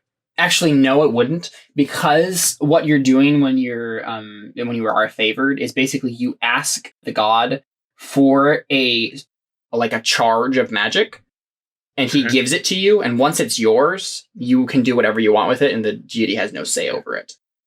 Okay, but he wouldn't have the ability to counteract that if he wanted to. I mean, he could directly intervene, but that's a separate thing. He's right. Yeah, it's not that he has. He could do that, but again, it's not like he has his touch in all of the magic that comes out from him at all. Once it's gone, it's gone. It's not like it's specifically tied to him at that point. Okay. Okay, so yeah, I mean, what do you all do? Yeah, I'm just this church is evil. The Scarlet Inquisitor looks at you and he says, evil, good. God has no concept of morality as we see it. God is above it all. We do the will of God. The will of God is always good. You do the will of demons. He looks at you with fire in his eyes. You want to punch Cantarius? Wait, no, I don't. He has a really good brawling. Never mind. Yeah, Cantarius would own you. I smack him. I'm doing it. I turn to him and I smack him. Cantarius, how does he respond to that? With violence. And I'm like, how dare you speak ill of the church? Well, he has to roll for that, correct? That's complete bullcrap. Yeah, sure. Okay. Can I do a persuasion slap? No. Because I'm doing the slap not so much to hurt him as to persuade Jared. the dude. No, Jared. Oh. Persuasion. What about bullcrap? Why? No. It's a bullcrap. No. You're It's doing just a brawling roll. roll. Correct? Darn it. Yep, it's just brawling. No modifiers. I'm assuming you already put that in. Unless you want to fork anything in. No. Do you have anything to fork? Intimidation. No. Anatomy. Okay, well, what are you doing, Connor? What is the intent of I'm that? defending first lock, probably. Okay. I have a 6 in anatomy. No, you're just adding get one. If you had a 7, you would get 2. But you can't start with a 7. Apparently. Sorry. So my modifier is now 1. Yep. Okay. Artha, I'm assuming is nothing. Yep. So Jared, roll a Base obstacle. roll a brawling. Okay. Roll against a 1. Okay. I don't think I have brawling as one of my Yeah, you have things. one. You have a 1 in brawling. You have a 1 in brawling. What's the challenge? Against his 4 successes. Just roll it against a 1 and then So it'll- 4? No, just put it around. It's 1. Okay. Yeah, and then we'll just count. You're incapacitated? Oh, so literally, because you have those wounds still, you physically cannot do that. It doesn't work. So I physically can't brawl? Yeah, so you're so, basically you try to slap him and you just double over because you're oh. Can I do a... It's just the funniest thing. It's just you're incapacitated. Can I still yell at him? You got to punch. Yeah, that's great. So no, There you go. Cantarius gets you into a wrist lock. Oh. Can I still yell at him? I mean, sure, yeah. How dare you question the church that has given you a second chance at redemption? Can I do persuasion? Sure, yeah. Okay, I'm gonna add bullcrap, falsehood, and It's against his will. conspicuous. So. Your will is 3. Conspicuous? Not conspicuous. Okay. And I'm also trying to persuade the priest as well, in addition to Connor. To do what? To convince him that I'm completely honest and on board with this, and ready to fulfill my new life. Okay, all right. Well, it's not going to be a separate roll, but it's going to go separately against his will, which is 4, so. So 2 modifiers. No Artha. Yes. Dang. Nice. Yes. Okay, so you convince both of them. So the Inquisitor kind of nods appreciatively, and Cantarius, how does he respond? So he is convincing me that the church is good. Now I'm convincing you to be a little more grateful since you're not dead. But I want to die. Why? But Kano, live. So maybe Cantarius thinks of the fact that now he can what? Why would he be? I'll just go to the belief that we talked about earlier. Yeah, that's not on there yet. Okay, and we'll go through the beliefs at the end of this session. We forgot to do it at the first, but I think that was fine because we're introducing all the characters as well. So Yeah, I don't think we even have all of our beliefs. I didn't have all of mine. Mhm. No. How does Cantarius exactly respond, though, Connor? I silently just let go of him. Vadafray looks at you all and he says, "Any other objections?" At this point, I've seen horror, and I'm not willing to let that be me. So no, I'm not going to object. You don't want I to be stubbornly shake my head. bubbled into pieces. No, I don't want to be moved into pieces. David, how do you react to my my profession of faith? I doubt he's convinced. I mean, like, I think he knows you well enough that he's like, yeah, it was, it's not like you haven't done this, what was it, 300 times before? Like, I'm pretty sure he's familiar enough with it that he, like, doesn't even really listen. Like, he might have been more convinced if he'd let himself listen to it, but I don't think he even is paying attention. Okay. Because he's just, I mean, like, he's so solidly just believing that that's the case that I don't think he's even listening to other statements. Mm-hmm. So yeah, I think Dylan just steps up and he's like, when do I get my sword back? He smiles. Like, being like, I'm ready, like, when do I get my sword? Yeah. He smiles and he says, eager, I see, young Dylan. Well, I suppose there's no time to waste. It's not like you have any other things planned for your afternoon. He kind of like folds his hands in front of him, sits down at the desk. He says, we will be telling the general populace, as we do with every exoneration, that you are being brought to a monastery to be trained in the ways of the church. That is not what you will be doing. I am sending you on a mission for the church. A mission to prove yourselves as servants, as, looks at you, Dylan, vessels, to show your quality. No objections, no fits of anger, no protestations against the church and its justice. You forgot sarcastic remarks. Okay, so he kind of like, he stands up and he says, your weapons will be given to you. Your tools will be given to you. I trust that you would use all of your might and all of your skill to aid the church where necessary. I do trust, and then he looks at Dylan, that you will not kill each other in the process. For if you do, that will be a condition to cause your expiration. And he kind of points to the pile of gore. Dylan pauses and he's like, except that this was to ensure our service to the church. If killing another member of the party is deemed to be in service to the church, is that not acceptable? He smiles and he says, just run it by me first. He nods. What about castration? he kind of like narrows his eyes and he's like, did you actually say that? Maybe. I don't say specifics, but I say, what about, mutilation? Mutilation. I mean, castration. Like if I threw a rock at Dylan's head. Like what I just did with Jared. Jared went to slap me, and I stopped him and put him in a wrist lock. Why didn't both of us just die? He says, did I say anything about maiming or injuring? Death is the penalty for death. Dylan laughs. He's like, oh, I see. I know. That's good to know. And he goes to like turn away, but then he turns back and he says, but I would not recommend maiming your companions so easily, for they are all the help that you will get to accomplish this task. And if the task is not accomplished, all of you will die. I look around and say, so leave my boys alone. Oh my goodness. Dylan shakes his head when he says that they're all you have, and he's like, I think the Lord, the Holy God, is a better ally than 3 criminals. And then he just kind of turns around to leave. I say that demons would be better allies. He talks to all of you and he says, God has willed you forechosen, so be it as it may. Godfrey leaves the chamber and you guys are all just left, like, looking at each other. What do you do? David kills me. I feel like I'd kill Alphonse. Connor, no. Connor, no, wait for me till I have my sword. No, he literally just said, like, you can't kill each other. I'd be cool with it, though. My dying breath. Dang it. I think a mass murderer like that. I'm not a mass murderer. Yeah, you know what I mean, though. But I haven't murdered anyone. Mass criminal. Do you guys do anything specifically while you're standing there looking at each other? Because if you hesitate for a few moments, then some guards come in. I mean, I was hoping to go get my weapons, but he indicated that I had to do something specific to get them.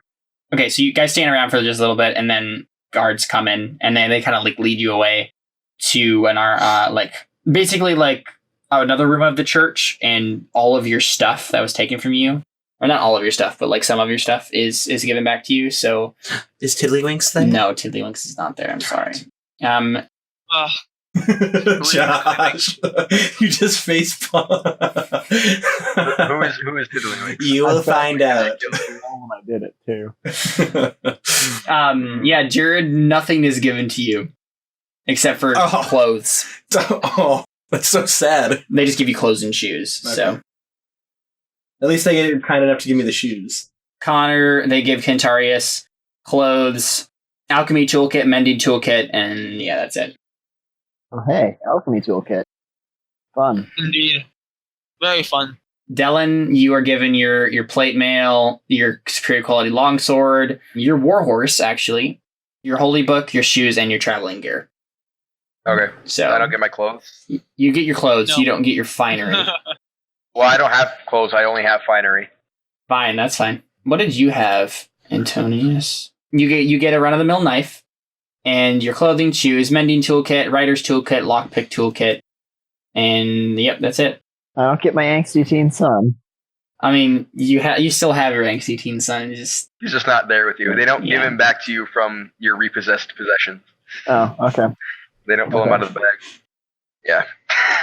So you're given all this stuff, and each of you is actually also given a horse. Dylan is given his specific horse, but the rest of you are just giving like a riding horse. Do I have a camel? No. And so after you guys are kind of like all like outfitted and whatnot, Vadafrey comes back, and you're like in the stable, basically ready to go. Like the guards and the priests or whatever that like have helped you get all ready to go are basically like implying that you're just gonna leave like now to go do this without much warning. You named the Pope's daughter Epona. What? Oh, I did. Yeah, you named her Epona. That's the name of the horse from Zelda. No, it's Ipina is sort of how you pronounce Oh. it in That's her name. funny. Oh, and the Pope is Elon. Where are all these people? They're on my relationships thing. That's what I Yeah. spent all my points on. Why does your character have a relationship with the Pope and mine doesn't? That's funny. And it just means you're going to have to roll circles to find him. So Vadafrey comes back to you. You're in the stables, getting ready to go or whatever. And he comes back and he says, a few more things to know before you head off. Don't get lost. And there will be another waiting for you. Another vessel. He has also been imbued with the same condition. He will be joining you. But yeah, so he basically like tells you where to go. It's like a small fishing village, about 2 days ride away from Lucerta, down the coast, so towards the Shoei Empire, which is basically like a Chinese analog in this world. He basically says, you are being sent to find who in this village has betrayed the church and has committed heresy. There is a cult of sorts starting that does not believe the patron saints are worthy of honorance. This cannot be tolerated. They must be dealt with swiftly and surely, and this will be your first task. Do not fail us, or else all of you will have forfeited your life twice over. He raises his finger. He's like, when Alphonse inevitably gives you reason to dispatch of him, how do I go about letting you know? An eloquently worded letter will do. Alright, he just nods. He basically says, on with you, like, get out of my He also sight. now knows that it's not like an immediate... He can't do it from far away, apparently. Or at least he needs to be notified of it. He has no inherent sense of when he's been betrayed. You may think that you know that. Oh, interesting. I mean, not that that was really Dylan's main intention, but I think he was interested to know, because he doesn't always follow the church's rules. Mhm. So, there's that too. Fit But, Mr. Goody yeah. Two Shoes over there, you mean? No, yeah, he's not. I mean, he killed a bishop because he thought it was better than not killing the bishop. He doesn't always follow the rules. How does this heading off to the village look like? Was the Pope's house on the way? No. Darn. The Pope's house is in the city you're in right now. Hmm. He also says to you, and no detours.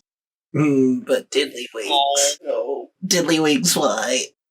Okay, he actually gives you an escort of guards to make sure you leave the city. I have a warhorse, which means mine is significantly worse at traveling over riding horses, so I'll probably be in the back because everyone else's horse is going to be much more fit for that. But yeah, he just kind of gets on his horse and starts riding away.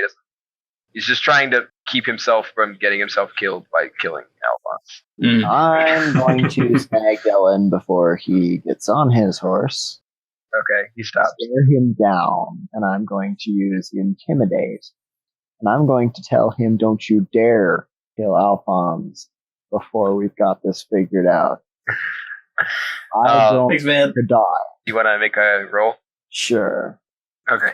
That's Yeah, probably- a roll against his will, which is 6, unfortunately. Can I add to his thing? Yeah, you can help. Yes. Okay. Persuasion. Do you have Intimidate, Jared? No. Do you have I a have skill that would help? Maybe with Intimidate? Can't persuasion. just help with nothing. Depends on what you're doing, Jared. You have to specify like how You have you're to helping. find a skill to help with, yeah. I'm persuading him to believe in Antonius's scariness. Yeah. Okay. So I'm gonna try to intimidate him. Probably not great, but it's worth a shot. Worth a shot, I think. Fair enough. And then I don't think I have anything else to work in. I mean, blacksmith. Because blacksmith's so intimidating, right? No, that's not. That doesn't quite qualify as a fort. That works. All right, and then it's an opposed roll, so no base obstacle. Base obstacle is 6 actually, because it's not opposed. You're just Yeah. rolling against his will, which is Okay. 6. That's good. Ah, Ouch. Oh look, you failed. But that's a challenge. Oh, boy. But that is a challenging test. So, It is. You got a good test for that. but this is the thing. Since that's a challenging test, their failure for this needs to be pretty like there need to be consequences for the fact that you just failed this intimidation roll. So how does Delon respond? Basically, he just kind of takes a deep breath and he's like, Alphonse is perfectly capable of killing himself in this situation. I will only be sure that it happens. The Holy God will see to it that justice is served. As much as I would like it to be by my hand, I will accept a partial involvement. You have no reason to attempt to threaten me. And he goes to like turn and get back on his horse, and he stops. He turns back, and then he's like, he looks at him. And he's like, I don't appreciate threats, especially not from criminals. And then he goes and like mounts his horse and straps his sword on and all that kind of stuff. Straps his sword to the horse. I mean, So you do realize that you're a criminal too, right, David? Ooh. yeah, but he doesn't see it that way because he's neither do I. criminal does. Yeah, well, I mean, I know. he sees it as that God decides what was a crime or not. It's just, you know, the law says it was, but God has a better word than that. And from his point of view, what he did was basically in an exception of that. In his point of view, that was why he wasn't killed. He wasn't killed because he's taking that as a sign from the Holy God that he did the right thing in killing the bishop. Obviously, the law said he committed a crime because he killed the guy, but he doesn't really care as long as he's under the impression that his God doesn't think that, and he is. So he doesn't consider himself a criminal. So I go up to Antonius, and I was trying to like, hey, are you gonna take that? You kind of need to establish who's in charge right away, or else things could get bad. So you're gonna roll persuasion to try to make Antonius take a leadership role.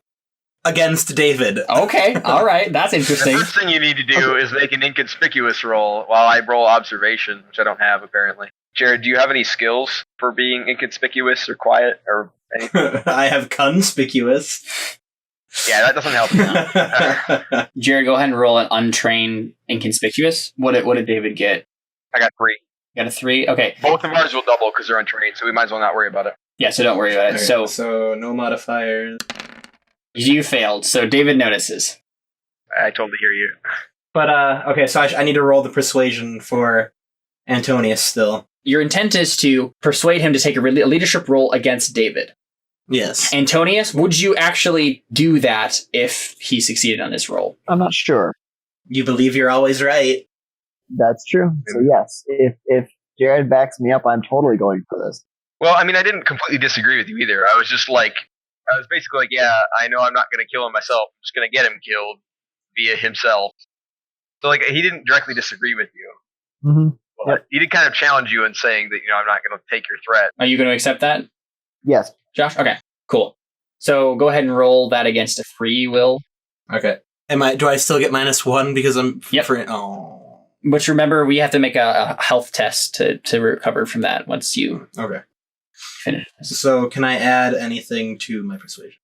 Anything you think would help? What specifically you're doing? Bullcrap wise? So you're making it. I don't know if that really counts though. Like Okay. you're literally just persuading him. You're literally just doing a straight persuasion. You're saying I think you should do this because it benefits you. So base obstacle of 3. Or he could be like, he could totally think that Antonius is like the worst leader ever, and then he's using bullcrap wise to like say he's so much better than David's character. And he probably doesn't know enough about it to make that distinction, but he succeeded anyway. Yeah. So how does Antonius respond to that then? Now I gotta figure that out. Oh, so you did say that giant difference in the intimidation thing should have an effect. Would that effect be that he's not willing to try and stand up to my character since it was such a gap there? Or That I have probably lost self-confidence because of the failed intimidation. so maybe you believe him, you're like, yeah, you're right, but you're not like...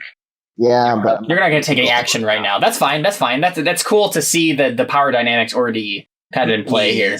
Yeah. And then I go over to Connor and whisper the same thing. Yeah, and Dylan heard that, so... So I just look down at Alphonse and I'm like, remember, brother, mutilation is still on the table. And then I just kind of kick my horse and ride off.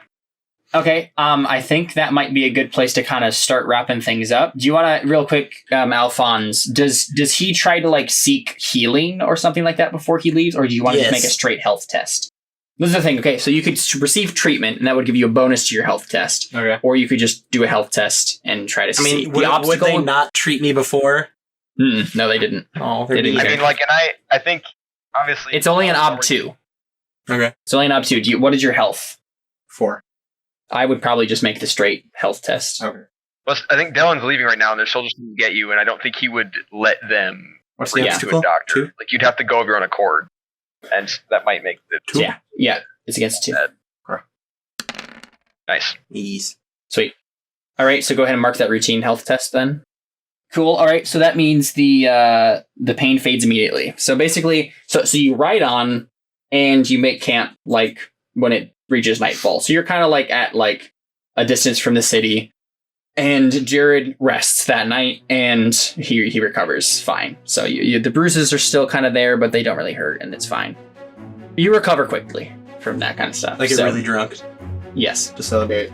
Okay.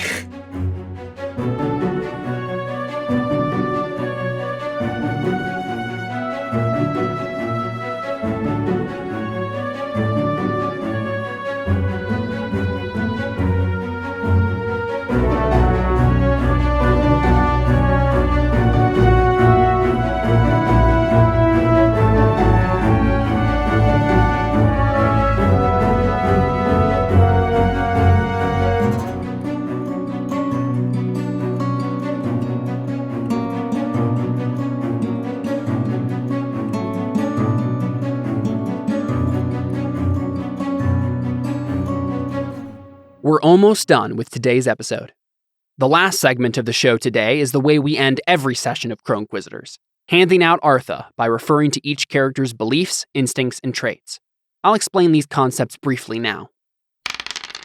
A character's beliefs, usually they have 3 of them, are statements that tell us something they believe about the world around them and what they're going to do about it.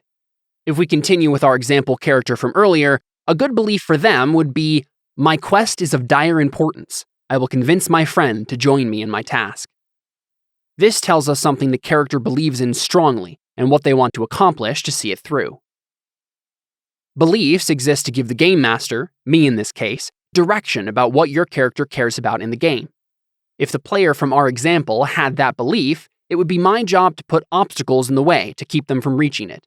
Or, if I'm feeling particularly sinister that day, give them reasons why following that belief is more complicated than they thought.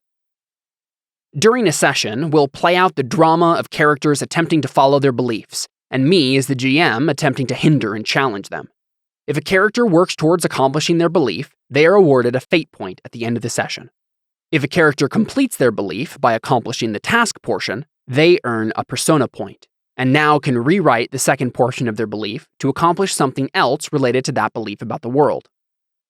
If our example player completed their belief and convinced their friend to join them on their quest, they might rewrite their belief to say, "My quest is of dire importance. We will gather the supplies we need to make the journey." The next step of their belief is now in motion, and if they achieve that goal, they can earn another persona point.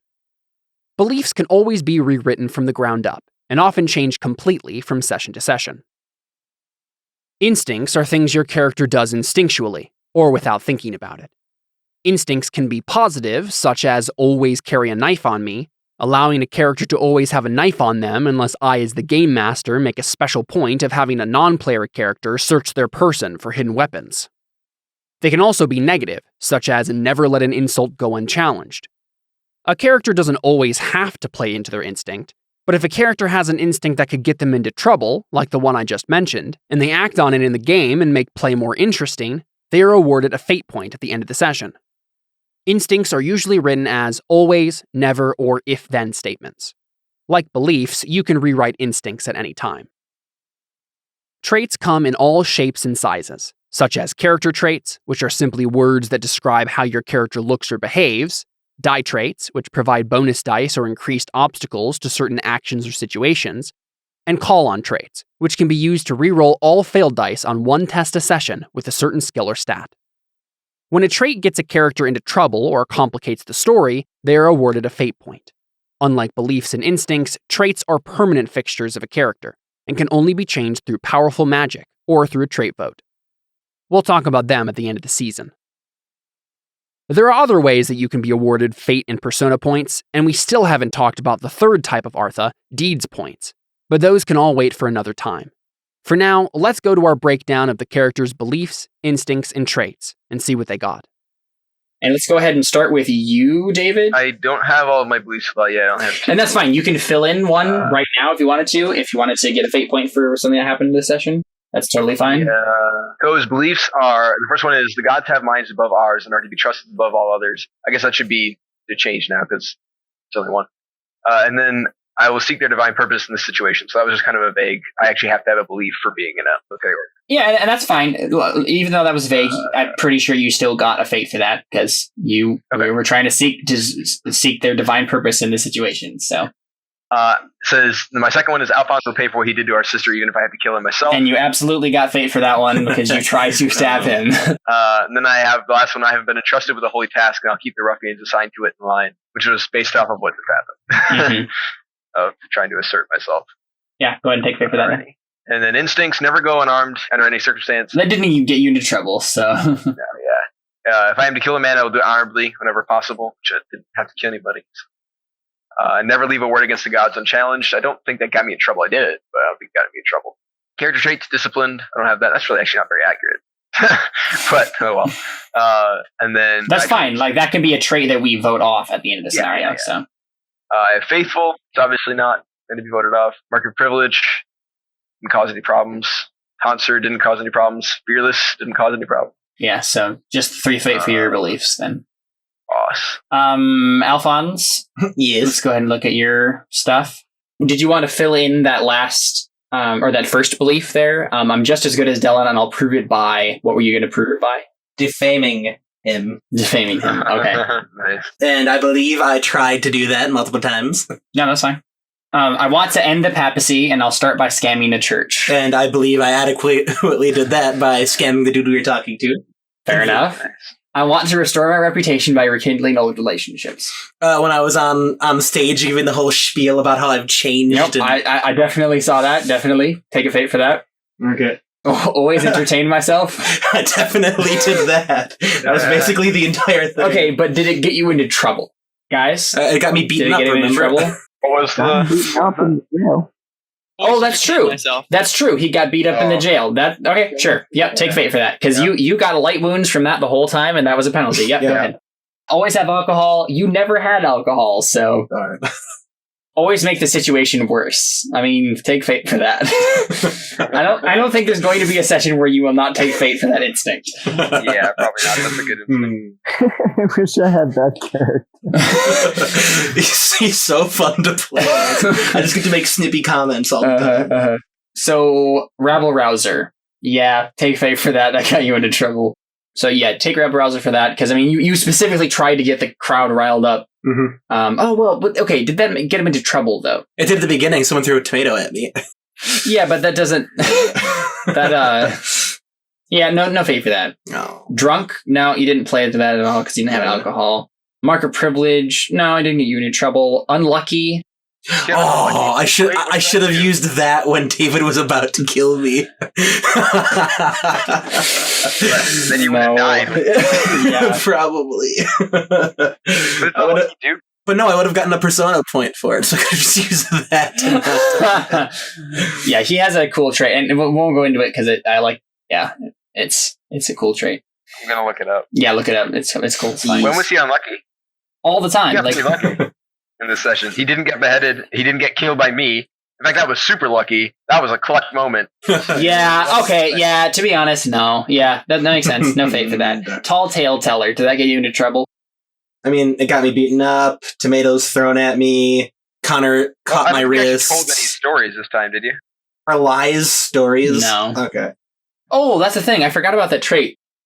The character has seen it all, at least he says he has. His yarn is always wilder, larger, more incredible than his companion stories. The player may add 1 dice to persuasion, seduction, interrogation, or falsehood tests, so long as he can come up with an appropriate tall tale. Oh, You forgot about that. Right. darn it. Rapier wit. Dude. Definitely. You get fate for that. Nice. So yeah, rapier wit, definitely take that for that, because there were multiple times where you made sarcastic comments at inopportune moments. Yes. So Your that's- character is literally designed around getting fate. Literally though. So you get 1, 2, 3, 4, 5, Great. 6. Cantarius, did you want to add another belief based on what happened today? I think it should be something about killing Jared's character, but Oh, sure. then that's 2 people Oh, who yeah. want to kill me. It's Antonius and Alphonse versus Delon and Centaurius. That's a really dangerous lineup. 'Cause he has 6 brawling and I have 6 gray sword. Neither of you two have really high fighting stats. No, they really don't. That's not a good setup. But Jared will trick you, and Antonius will trap you with mending and. What's Connor's will? 3. Okay, we're fine. Connor. Yeah, I know. We're Should fine. probably change that. Okay, do you want to add another belief? Jared is evil in every regard, and I need to find some way to punish him in the way that I have been punished myself. Okay. I'm gonna try this ice for you. No, I'm thinking because I used my eyes a lot when I was doing alchemy and studying and stuff like that. So I need to do something that he uses a lot and just take that away.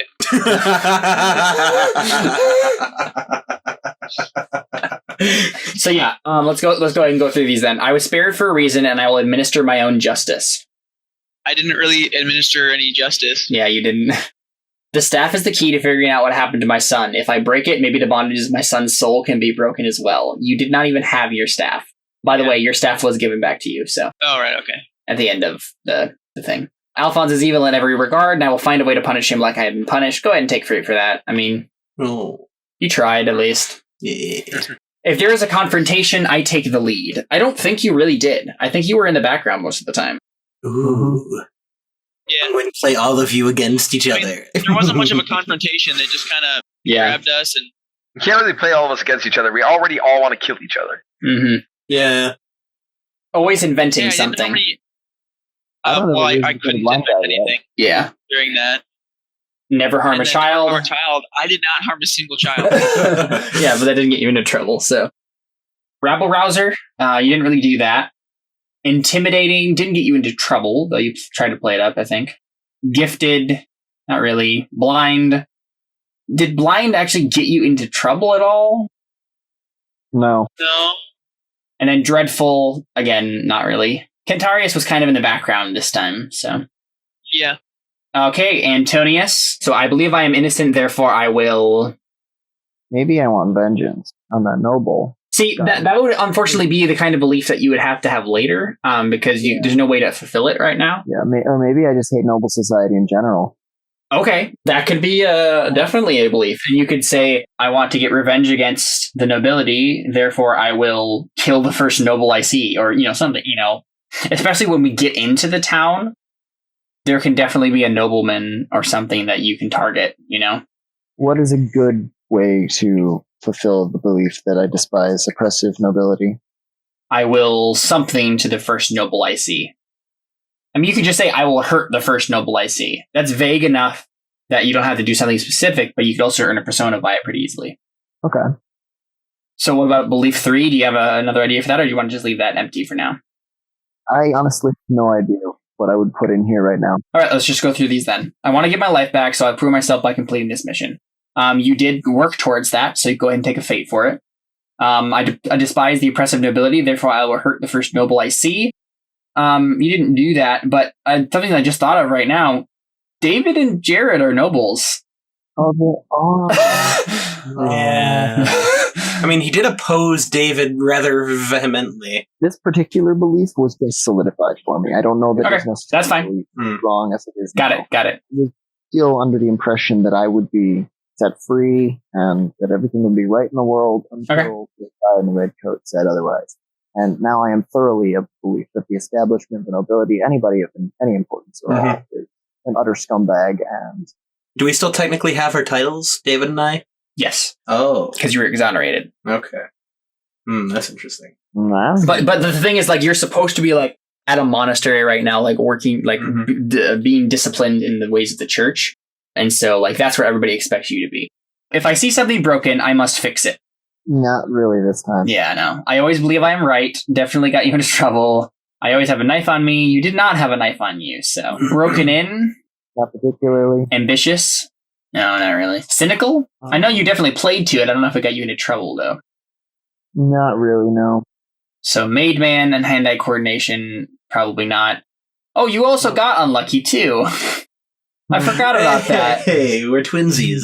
I didn't. I failed my jailbreak attempt. As opposed to Alphonse, who seemed to be everything's working out for him, everything is working bad for you. So go ahead and take a fate for unlucky. I totally forgot that you had that trait. And I'm literally trying my hardest to make things go bad for me. That's really funny.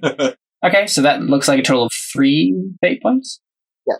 Okay, cool. All right, well, I think that's it. Thank you guys so very much for playing. All right, adios. Bye-bye.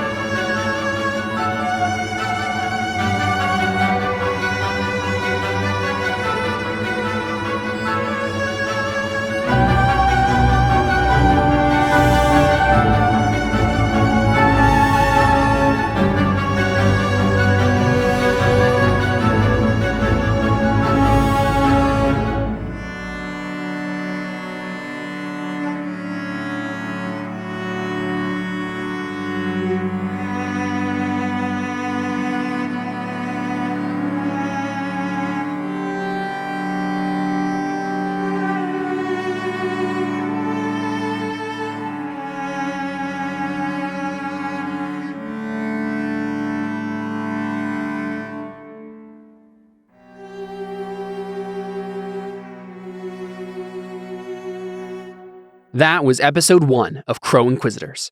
Look out for bonus content during the week as well, such as original fiction, music, and other extras to tide you over until we return to the campaign proper. I hope you enjoyed the story so far. Thanks for listening, and we'll see you next week for another episode.